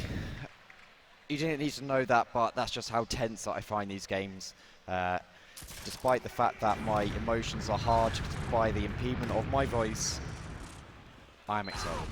Anyway, we're going to have both Deadmen rolling out to mid. I pretty much predict that Cadus might be quicker because he's always super duper fast. But it looks like they're going to be joining at the same time. So both Deadmen going for the rollout onto Catwalk.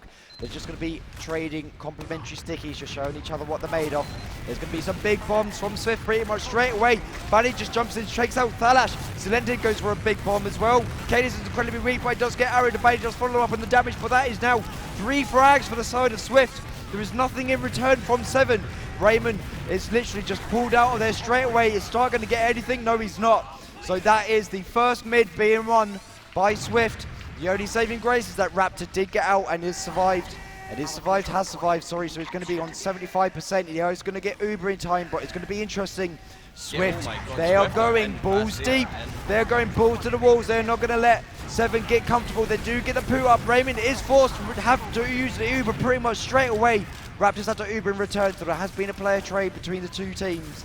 But we are now at the situation where it's going to sort of calm down just a little bit. There might be a few opportunities for some off classes, but Swift literally just sort of going in. They're literally busting down that door and just saying, aye, aye, we're here, yo. For Lash with the movement, he's up on top. He's in the top pipe as heavy. He's got his Natasha. He is ready Oh my to God. deny any single person that tries to jump Team in. that I used to play with in high last season, I know it's high, doesn't really matter, but they managed to get a sentry on there, and that is the funniest thing you've ever seen. Oh, People Samsey do. is just Samsey is just going to running go for the point. I guess it's going to be a suicide. He's had enough of that life in particular, so he's going to try again with the new one. I imagine we might see an off-class at this point. Draki's trying to go in as well, but Se7en hits him with an air shot, takes him out on second. They're going to be now moving their way, going up through Lunchbox, getting their yogurts, and Banny's just going to be harassing through the top. He's kind of a little bit too deep. Samsey, has he gone spy? Sells in, He's just Sel, checking. oh, there we go, Sells dead. No air shot. Didn't hit me. There is a little bit more follow-up Oh, Ast progression going down from as well. Ast. He's get taken out as well. Samsey has swapped Stark going to for a Sniper. Stark's posed as if he wants to. Oh, just stick right above. Dalash has Bane, gone though. Sniper as well. Samsey's on Sniper. Oh, that is a Yes, Cadus. critical pick. So Samsey does take out Cadus. This is going to be possibly quite an easy push, but at the same time, Banny did go in before that pick happened. So I'd imagine that obviously he probably wouldn't have wanted to just jump in straight away if that pick sort of took place Yeah, we've before got he a Roamer jumped. trade up top. Samsey trying to peek in lower left here. See if he can maybe headshot Cadus again. Cadus is just spamming him out. Samsey's going to have to rotate off. The Cadus holding on the right side by the tyre. You can sort of just look at them going through. You don't have to expose yourself. You can't get hit by anyone. Dalash takes out Samsey, so he wins the sniper joust. But it's not going to be anything I feel that they can really work on. It won't surprise me. Banny, he's trading with some spam. He gets knocked down low. Captain looks like he's favouring something. He wants to try and go in through the top. Ash is 9 HP. Probably going to have to wait for an arrow or just try and make a break for the health pack. He does. Thalash is going in so deep at the moment. He's going to get his way. He's actually in the point pretty much. Yeah, Samsey's walking in as Sniper though. If he peeks his corner, he'll Oh my God. get the pick. They're just in so much. Thalash does take the shot, but unfortunately he's not able to get a pick onto Ast. Samsey, he's now going to be sitting on the point looking to try and get a frag. Starts peeking very aggro in the bottom. It's just going to be sort of like a moment where this seems to be happening across the 3 games. There's just waiting for picks. They know that, you know, the team's going to be pretty much in an equal fight. They're both gearing up to look at each other. They're going to peek. Who's going to win the joust? We need a Duel of the Fates or some similar music to go on. Oh. Either sniper's buff. It's I'm tense. not liking. If at least one sniper had the buff here, that would just make I it. think Yeah, Samsey- Sam's against it now. He can't get forward. He's going to go in. Yeah, the last thing's an overheal. Like, he can't get just body shot down. Thalash he's peeking through the tyre, the gap that's there. He's got the better Oh, and he angle, gets and he the does take headshot. him out. And production, our TV's fallen down. If someone can fix that, because That would be aces. I'd imagine, you know, there's a deposit on it. Quite possibly. Flash is picking in, peeking in aggro again. Gets a wee body shot to Ast.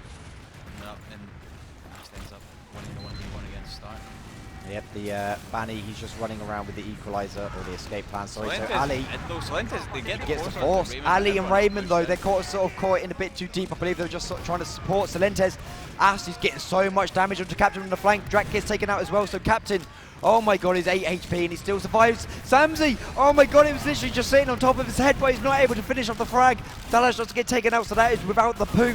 Ast is doing so much work. He is going balls deep spaghetti mode at the moment. He is literally just fragging and pounding. And oh my god, Raptor gets the sword on Cadis, and that is going to be the first round of Granary going Swiss direction. That push was a calamity. I have no idea. Captain, I don't know what happened. He was just standing there at the end. He was getting healed up by Raymond. And then just pulled his escape plan. He had no ammo. Oh my goodness. Had to run into spawn, and then he and Raymond both just caught the exact same damage and That just is both died. very, very instantly. unfortunate. Our production is currently trying to fix our TV with the, I could only describe it as black magic, that is duct tape. That's wee Fun boy fact, just it's made out of real picking up ducts. No So- classes to mid, that's always good to see. Let's see what we've got. We've got Cadis going bottom left though, as opposed to Ali who's gone top. Oh, he could have This gotten a takes sticky early onto damage. Ali. Ali does take the high ground in this moment. Both scouts for Se7en are going to be sitting on their crate. They do get knocked out. Captain's going to go behind onto the catwalk as well, but Samsey's already going to be hunting it down. Solentes does an absolutely sick jump. He skirts around everybody. There's 2 frags. So Cadis, Raymond, Captain Thalash all go down in quick succession. Once again, Swift so dominant on this mid fight. They literally are taking out everyone. Stark is still alive. Drak, though, he's 5 HP. He's just running around, just Yeah, I begging think someone to kill him. Just to be, yeah, I think he might have been able to get away, but just in case he might have been picked while he's being chased, you know, just better to die sooner. Get the respawn, so he's definitely up for last.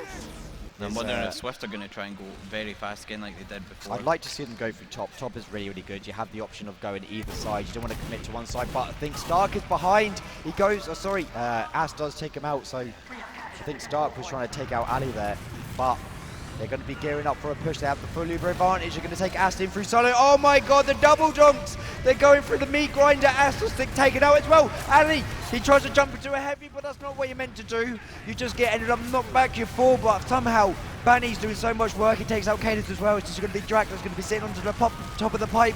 Stark, he does collect Banny as well. He's hiding behind the concrete blocks, but it's going to be pretty good. Captain's going to be spawning in about 3 seconds time. He's going to be up now. So Swift is going to have to sort of count their losses, just back out for the time being.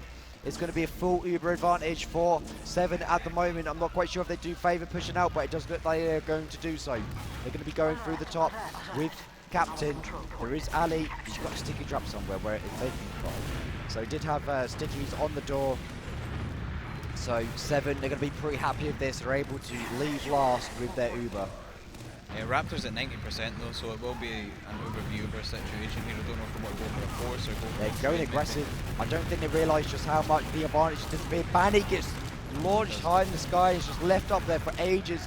The Ubers still remain for Astus both behind. players. There's so many frags happening. Raymond, oh my god, he's just holding that Uber for so long. He saves Solentes at the dying moments, but that is really, really good from him at the moment in time.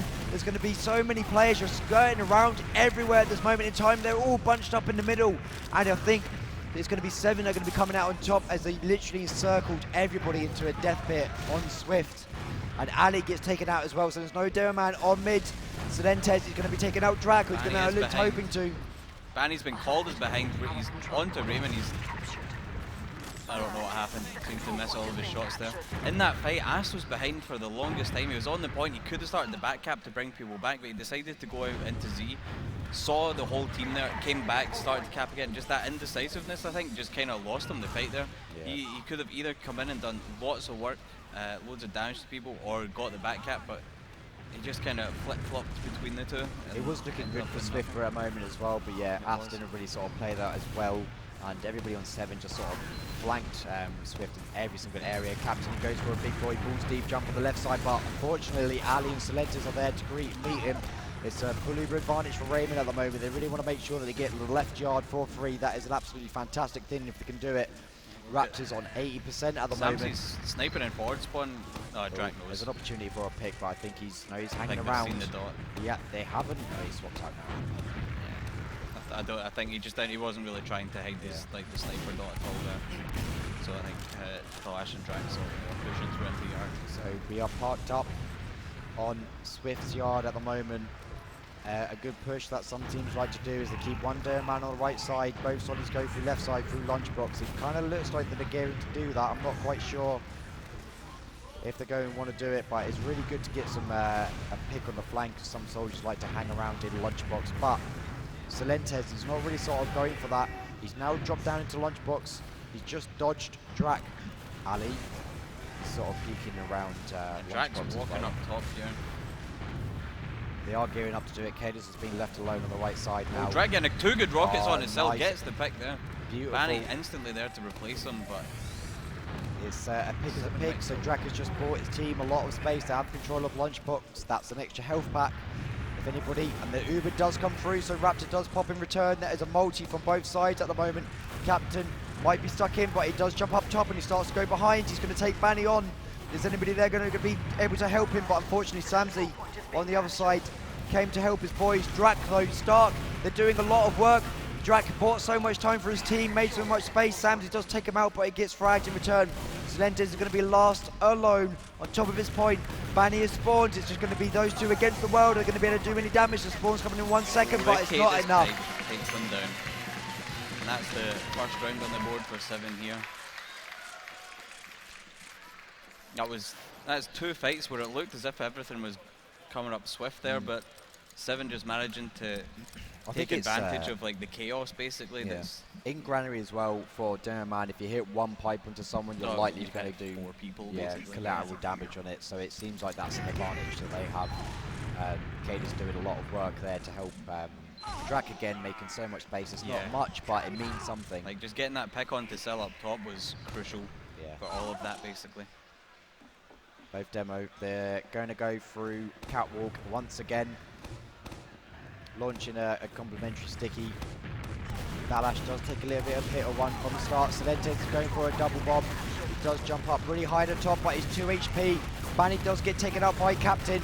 Drak is doing so much work onto catwalk. Raymond's been caught in the middle of nowhere, so has Ali, so this is going to be an absolutely dominating mid-fight from Se7en. They've picked up everyone, it's just Captain that they've lost there. They could hopefully very well to start pushing straight to last, and it looks like they are. We've got Cadis and Drak. Drak is already starting to take the top. However, all the spawns aren't on their side, as everybody pretty much on the side of SVIFT are up and ready to go. They do have the full Uber ad at the moment. We do have,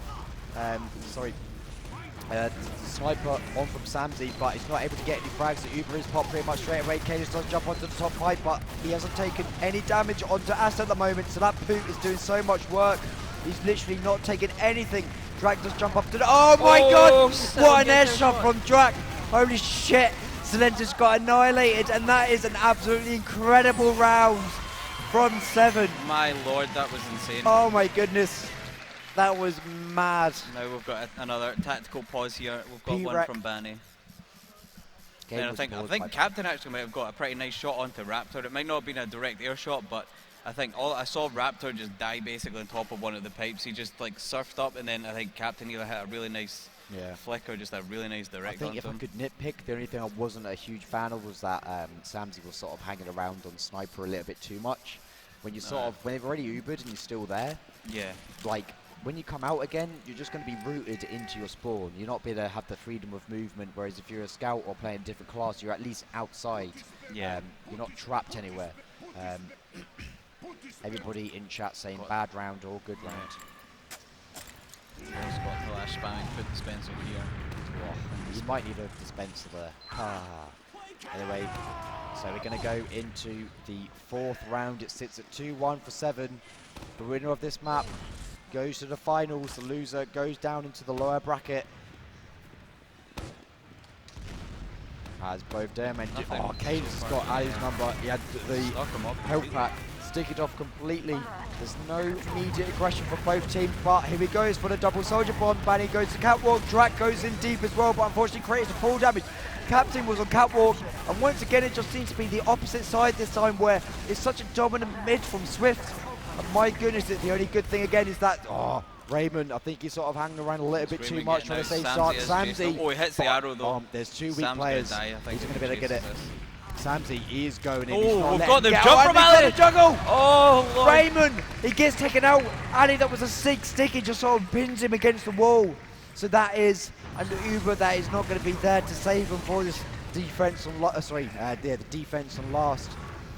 Yeah, I think Everyone this from is, Swift. we've got Stark off class and for the first time on this map. He's got sniper. He's going to need to come up with something massive to save this for his team. It's going to be very difficult. He's going to be looking to the left side, but the Uber is popped off early. And my Bob does pick out Asta. That is a pick in this situation. The sentry's only now just been taken out. I believe there is no heavy on the side either, but there are some frags starting to happen. Captain again just plucks Raptor out of the sky. Jesus Christ. These gamers are so nutty. There's just air shots coming out from everywhere, and that is a well-held last from Se7en. They keep it in their favour. Banny and Raptor just sat for so long there, just trying to kill Stark over and over and over as he just kept resupping. They're just coming out of the spawn door. They couldn't do anything. They were just stuck shooting there while the rest of their team had 0 heals, while Captain was just basically farming them. What I've just noticed as well, that neither team has run Crips in the series. Which I would have thought might have been a trump card that one of these 2 teams could have brought out. A nice surprise factor. Asta and Banny, they're trying to bust in for the left side through choke. It's Thalash that's left alone. He does get Asta, so he does get a pick for it. So it has been equalised just a little bit. But they do seem to be caught out. Oh my goodness, it could be a disaster. But Ali hits a really sick pipe into Drak, and now they're rotating around the right side. And oh my goodness, they've turned what could have been a calamity into their favour. It's going to be Raymond and Cadus are going to be hightailing the way out of there. Samsy. Oh, what a pipe from Cadus. Oh my goodness, Cadus. Oh my god, he gets another one. Jesus Christ, and they do force it Uber. So Raptor, he has now had to trade it as well, but he does have a bit of an advantage on this. But the spawns are coming out for Se7en to help them defend. Everybody's going to be up from Swift as well. There's going to be no off classes at the moment. Thalash is running sniper, but on the side of Swift, they're all going to go for default. That was absolutely insanely clutched by Cadus. Getting the air pipe, he got like the classic air pipe and then just a second one onto Banny, and then just the long range pipe, it seemed, just onto Sam. They just completely shut down the aggression from Swift. And Thalash is sniping now with Drak holding the door for him. That's we've got Sil pretty aggro. I don't know if he's just hoping that he'll be able to get a cheeky pick maybe if Drak tries to peek this door. Yeah, there is. It's still 2-1, so it's going to have to be Swift, the ones that make the plays here. Thalash, he's gone sniper, but I'm pretty sure he's going to be more than happy to just park his way in last. Samsy looked like he's going to go in and just get himself killed. Maybe he does sort of scurry his way back. I'd like to be a little bit more proactive and a little bit quicker on this. Silentes does try and do something. He's knocked down to HP straight away, and Drak does take him out. Stark, he looks like to be moving a slightly more forward to maybe do some counter aggression. Drak as well, it was just a distraction. Drak does get into lunchbox, but Ali had his number. Takes him out straight away. Yeah, so now just need to hope that Thalash isn't going to be able to get a pick here. Sil has only just spawned though, so he'll be basically getting to the last at the same time Drak spawns. Stark picks up Banny though. I think Banny tried to go for a play by himself as Sil had respawned, so I think they're just going to rotate roamers. Something that I absolutely love at the moment is Thalash. Every single moment he gets, he's playing sniper, goes back into respawn, checks for off classes and just goes back again. It's To just be fair, rinse and right there, repeat. he was checking. He might have been checking, but Banny was still dead. He couldn't have off-classed yet I while think he it was checking. maybe sort of starting to think maybe they're going to delay it. Yeah. You know, who knows? He knows, we don't. No, Drax holding the door open for Talash on that sniper. It's an opportunity. Samsy spotted him as well. So he's not Talash going to rotating over. test him, I believe. Thalish is going to start moving through the left side, see if he can get a good angle. This could be sweet as Ali is peeking a little bit too much, and he walks straight Thalash. into it. And but while something's going on, Raymond drops from Buddy. They go for a fat double bomb, and I think Ali actually went in with him as well. Sorry, no, he got a headshot. Well done. Yeah, no. But anyway, they sent both soldiers in.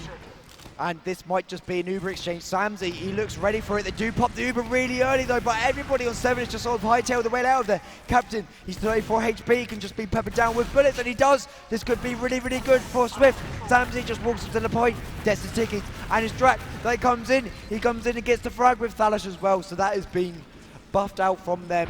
They have held it off, but my God, that was so good. The double yeah, soldier just the bomb. exact second it seemed that Talash was peeking in, that's when Banny and Sil just went in to get I the think they the must sack. have just sort of gone in and synced it perfectly because they were pretty Yeah. much bunched together and they died. Yeah, it was together probably as well. just a sync and just two rockets synced up. There was nothing that Raymond could really have done except for like pop and have an awful over. Yeah, so once again, there's a lot of players though for Swift that are in their lunchbox. They're just looking to get some Drac plays. doing a lot Drac of does get damage. taken out, but Raymond sitting on 85%. Raptors quite far away from getting it at the Raptor moment, but catches Swift him. do not care. Yeah, and Raptor's only 20 HP going to lunchbox. The Uber's has been popped out from Raymond though.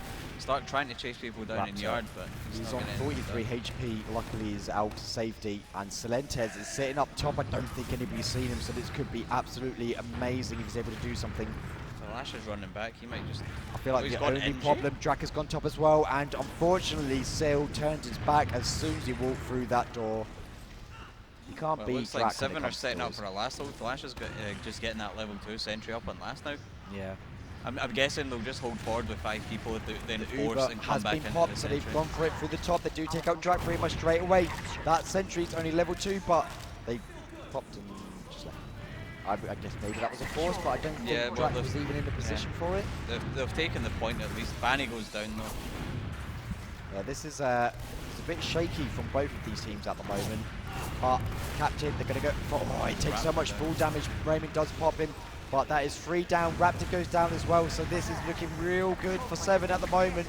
Samsy though, Samsy's behind, but I think he's been spotted by Stark Yeah, here, he's so gonna he's just going to move try away and out for drop down. lunchbox. And he's hopefully going to get himself out of here as well. Yeah, unless someone Talash is running to drop down. He's able to get a lot of damage on him, but he's not able to get the frag. Yeah, so he does get himself out of there, as I said. Raymond sitting at 40%. Raptor, there's a 25% disadvantage for Swift at the moment, so they might have to be a little bit more defensively poised on this mid. That's a new word I learned this morning, which is poised. So word of the day, toilet bowl. I was waiting for the moment to use that. Don't I sound smart? Anyway, Celentes, he's sitting on the lamp. You expect some aggression from 7 anytime soon, but 7, they're in the lead. They don't have to do this sort of kind of stuff. Stark is just peeking a bit in ramp room, having a little probe, see if there's any gamers that are a bit, forward thinking. Stark is going to start moving in through choke as well. He's getting a lot of information. He sees that nobody's watching on the left. Captain takes Still that sitting space. up on that lamp up top though. That is He's true. ready to drop down. So there's still the opportunity if they do go for it, but it's going to have to be Swift. They're going to have to make the first move, which going through Granary on yard is not necessarily. Ali's trying to do it though. He's down to 57 HP. It's going to be really, really difficult for these players to get through. Sam's And both taking some damage as well. with Cadus as well using the loose cannon, it's going to be a hard part. Celentes still jumping for the left, but oh my God, Is that a double? that is a double. Thalash absolutely tore him in U1. He forced him into a pencil shape. And Cade is getting the double donk onto Banny and Ramper in there as well. I don't know. That's sitting up Swift top, feel denying like it. Captain They right are. hard. They're going to defend this as well. So they're going to do what should be the impossible with 4 players. There's a very nice pogo out from Captain there. You can tell he's a big jumper. Managed to just pull, like he's getting absolutely Oh, the destroyed by stickies this guy. foul on the right side. I don't think they're dead. Yeah. That could have been intense, but again, it just looks like we're going to be slowing down a bit. There's 8 minutes remaining on this map. As it stands, SVIFT are in the lead, and they'll be getting a free route to the grand final. Unless SVIFT can do something about that. Ali is just like Se7en collecting don't ammo. want to push until they get probably at least 3 picks. Yeah. Ali's setting up sticks on the right side here. I think Captain knows exactly where they are though. Ast looks like he's trying to just, again, get some information. Oh, Some sticky Cell sets. comes in with a Fat bomb. great skip. He gets the some first one follow-up. off. Oh, sorry, the second. Wasn't the Yeah. first. Raymond takes even more spam there. I don't know if that was just some hype spam from Ali or it's rocket spam. But anyway, Banny, he's Banny's going to go in as well. He bombed in knows there. that he's done quite a bit of damage, but he goes in, gets cold feet, and does start to back out as well. Captain's Raptor done though, so he much is in, he misses the arrow on Ali, so he's going to have to go for a pop here. At the moment, Raymond's just now popped his Uber. Captain does take taken out, but it's going to be really, really difficult. Raptor, it's Raptor versus Cadence. Is Raptor going to get out? No, Cadence, he does predict his movement and does take him out, so this is going to be real good for Se7en again. There's going to be a trade, but Drak does get the air shot, but does die himself. Doesn't count though, so Se7en only losing one gamer. They are in the driving seat completely at the moment. I don't know what SVIFT are going to be able to do to sort of pull this back, as they're going to have to be on the back foot. Raymond is on 50%. Banny Start. jumped really aggro into them there. It starts. He's got himself Not in in his a way. he leaves. What I'd love to see is if he just did the Boston Basher jump up, drop down, just to try and make some sort of play. Though Still would probably spot it out instantly, but you know, it's just something new, you know, something a bit different. Oh, Banny's jumped again, and he might be caught out here if Oh someone my forward. God, Captain absolutely Oh my molested him! God. Jesus Christ, you And then the air monster! sticky. I don't know if Banny has a family, but someone needs to alert his informed. next of kin. There is 80%, sorry, 20%, sorry, 15% left for Raptor to get the Uber, so they should be able to defend this second. So then Drak again tears him apart, Lisa, and gets the frag in through Lunchbox. He takes no damage from that trade, I think. Yeah, the health pack's still there, unless he had a buff and he took minimal damage. But the Uber's come out from both teams here. Captain has gone straight behind on top, but it's going to be really, a really good. He's 2v1. going to go through top and behind him through shutter. Drak does get taken out. Captain, he's unmarked. He goes on to Raptor and takes him out. Captain only now just turns him around, so they have no medic on the sides of SVIFT at the moment. Do have some gamers remaining, so they can definitely put some resistance on this second point. But Silentes is sitting on 64 HP. Samsy, he's going to have to try and do his best Italian impression as he tries to go past her, but unfortunately Stark shuts that down, and it's Silentes. He's sitting on the left side, 64 HP. Raptor is now respawned. There is only now just a heavy going up. There's no time for a sentry, I feel. This is really, really bad for SVIFT at the moment, but Captain, my goodness, that was a huge play. Goes up top, it just goes drop down through shutter, comes behind and kills. Yep, and now they're walking in left side with the full Uber. We do have the heavy who's going to try and do what he can. It But does come out a bit early. Captain jumps onto the pipe, so both solids are sitting there, so they've got a really good position. Samsy does take out Captain. Raymond, he's unfortunately caught in the middle of nowhere, and that is an absolute disaster. They've lost so many players. Drak again is going to be alone through top, and he craters as well to Banny. So that is a really good defense. I kind of feel like they popped a little bit too soon going in for the yeah, right. there was barely any spam on them. There was no call of a sniper that got the drop Raymond. They just popped incredibly early for no real reason there. It's Maybe it was just a 80% lack of intel. sitting on Raptor at the moment. So they're probably going to hopefully try and get it for free. Banny has got that idea as he jumps forward, creates a lot of space for his team, so they are going to be able to get through. They're going to want to keep this momentum of that last fight and keep on moving forward, and they are. They're going to go in through the left side. Banny, Ali, they're both jumping in. They're going to catch out Captain. He's just sitting there on the corner. As is going to hopefully try and catch him out as well. Whilst that's going on, we've got Drak and Thalas sitting on the flank. Banny goes and supports him, and he gets taken out. But Silentes does collect up, collect Drak up in that engagement. So now there's going to be 2 players missing from Se7en, but Swift don't Captain's even want spawning to in 1 wait by the second. looks of it. They don't want to wait on Ali to spawn. They just want to go in right now. Going straight in onto Raptor's Raymond. not there with them. Raptor, I believe it was just for a force force, play yeah. because Raptor is, oh my goodness, he's miles away. It looks like he's completely baited his team, but that was the play. They lose 2 players for this, and now going to have full advantage. I'm pretty sure they're going to want to defend this second. Maybe try and go in with Uber. Yeah, they're going to go through Lunchbox. Lunchbox. This could be really good. Cadence in such a bad position. They do Uber early. Cadence, though, he served it out, but he's actually out of this completely. Banny does collect the frag, but second has been capped. And Captain, he's going to be able to pick up the back line to get Samsey as well, so they're going to get pincered maybe. But Captain is just keeping himself alive for this moment. Yeah, K just got so much damage onto Raptor and onto Ali there. He Oh my put god, like 100 Captain's been taken each. out. Yeah. Ali, by he's Banny. really, really deep on the right side.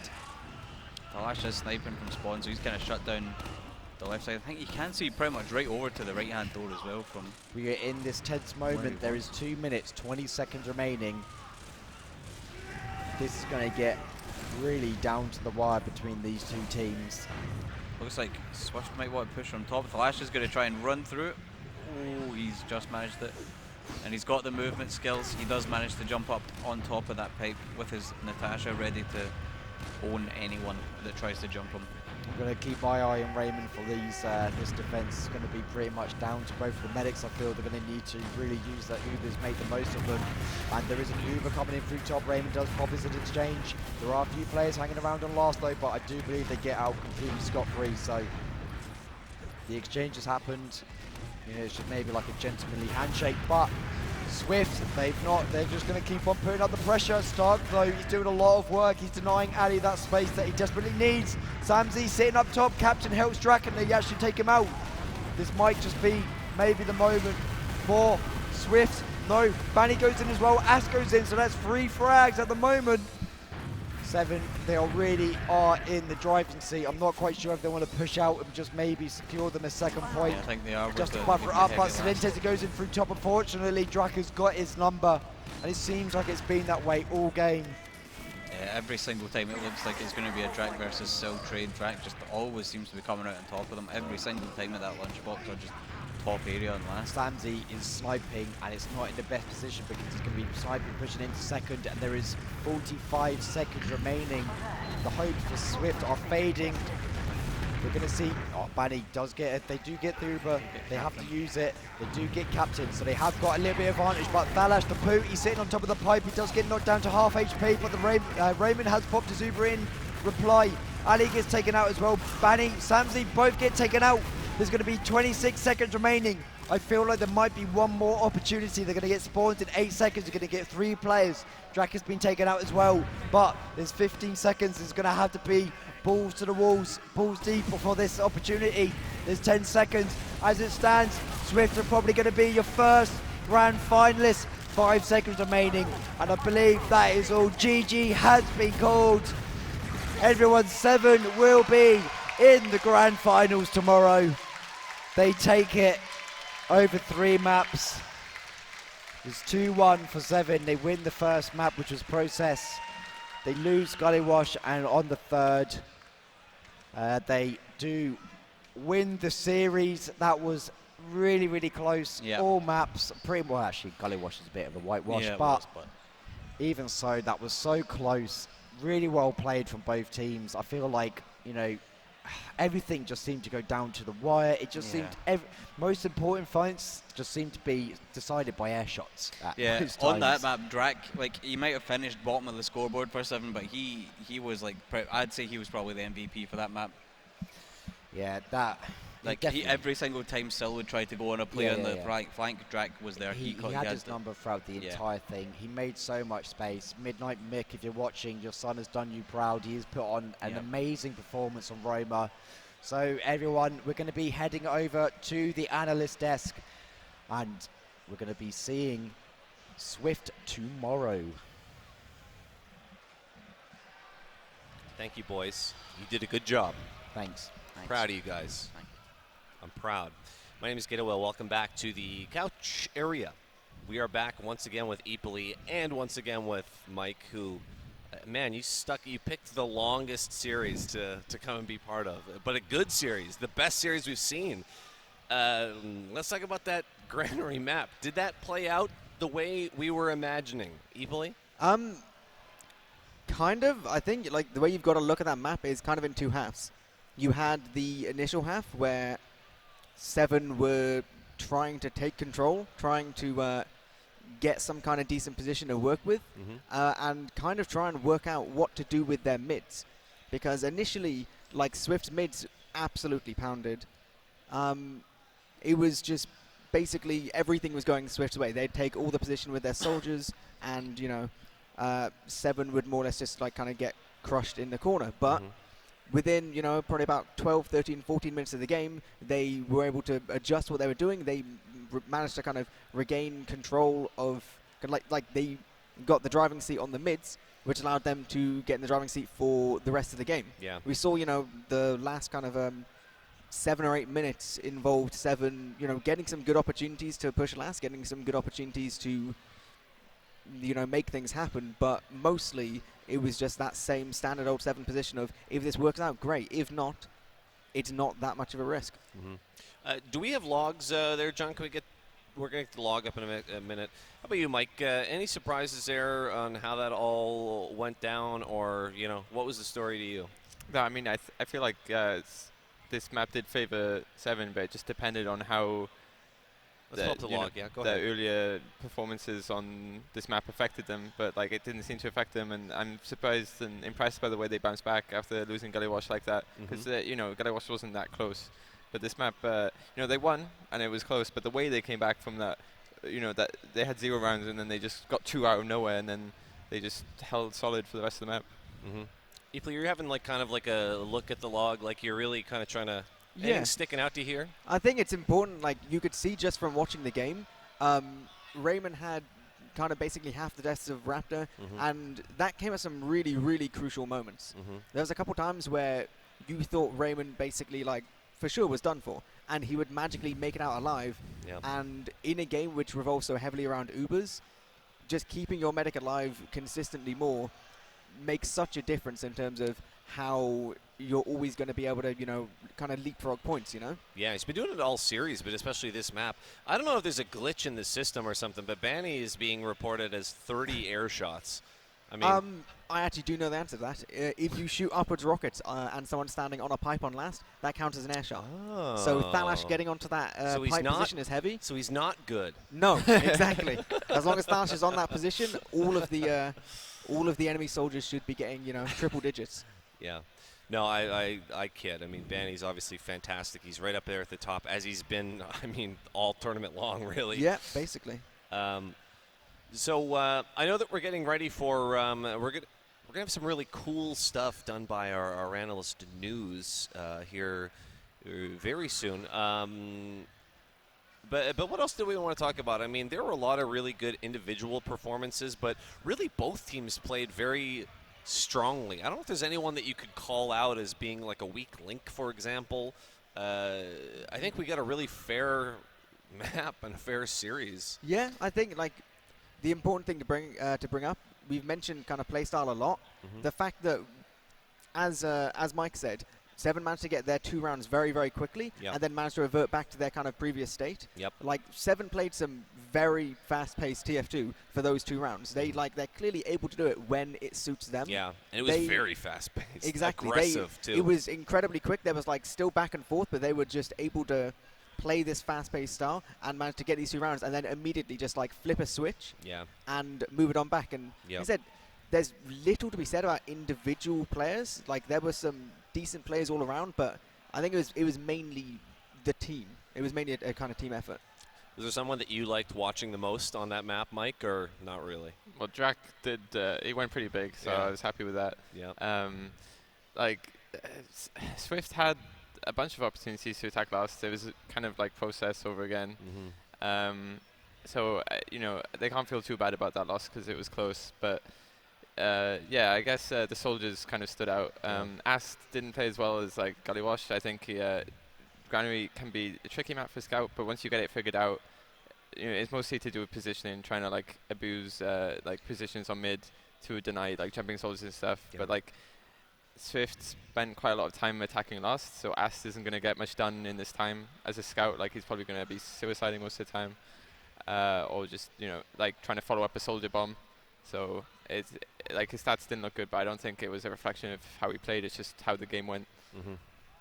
Well, as we mentioned and as the casters mentioned, we have Se7en. They have punched their ticket to that grand final on the esports stage at the NEC tomorrow, Sunday.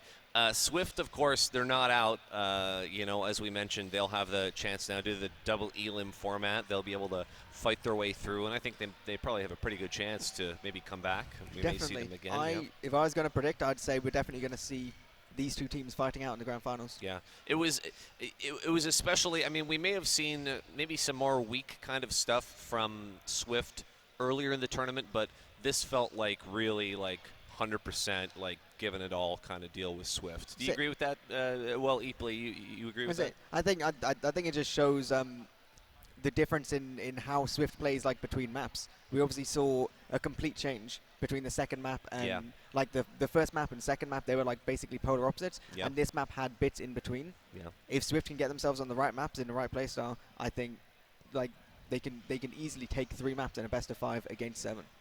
Yeah.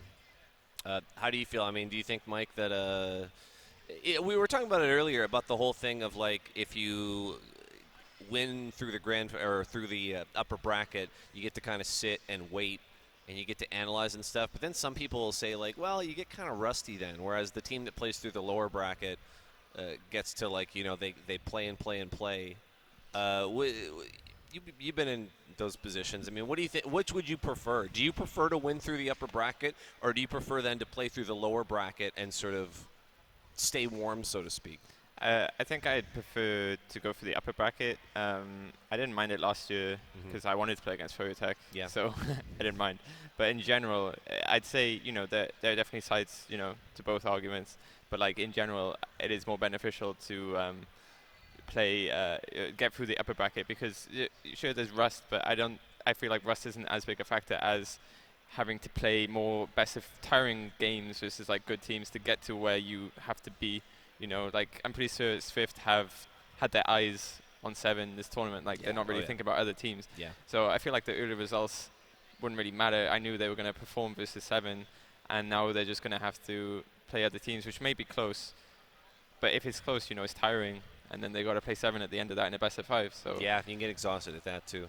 As long as you don't get through the upper bracket and then go party and go crazy, and nobody would ever do that. That would be bad. Yeah. I know we're waiting on. Can we get a status here? I know that we're going to do some analysis stuff with news production. Okay, getting no response at all. Are we maybe going to take a break before we go and do that? What are we doing? Okay, we'll tell you what. Why don't we take a quick break then while we get ready for that? Is that all right? Because we've just spoken a little bit. We don't. Please let us go. Yeah, we're just waiting for the next series. We're going to do that. We're going to take a really quick break. We're going to come back and sort of do a little bit more deeper analysis as we get ready for the next series. So stick with us, and we will be right back. Thanks, Mike.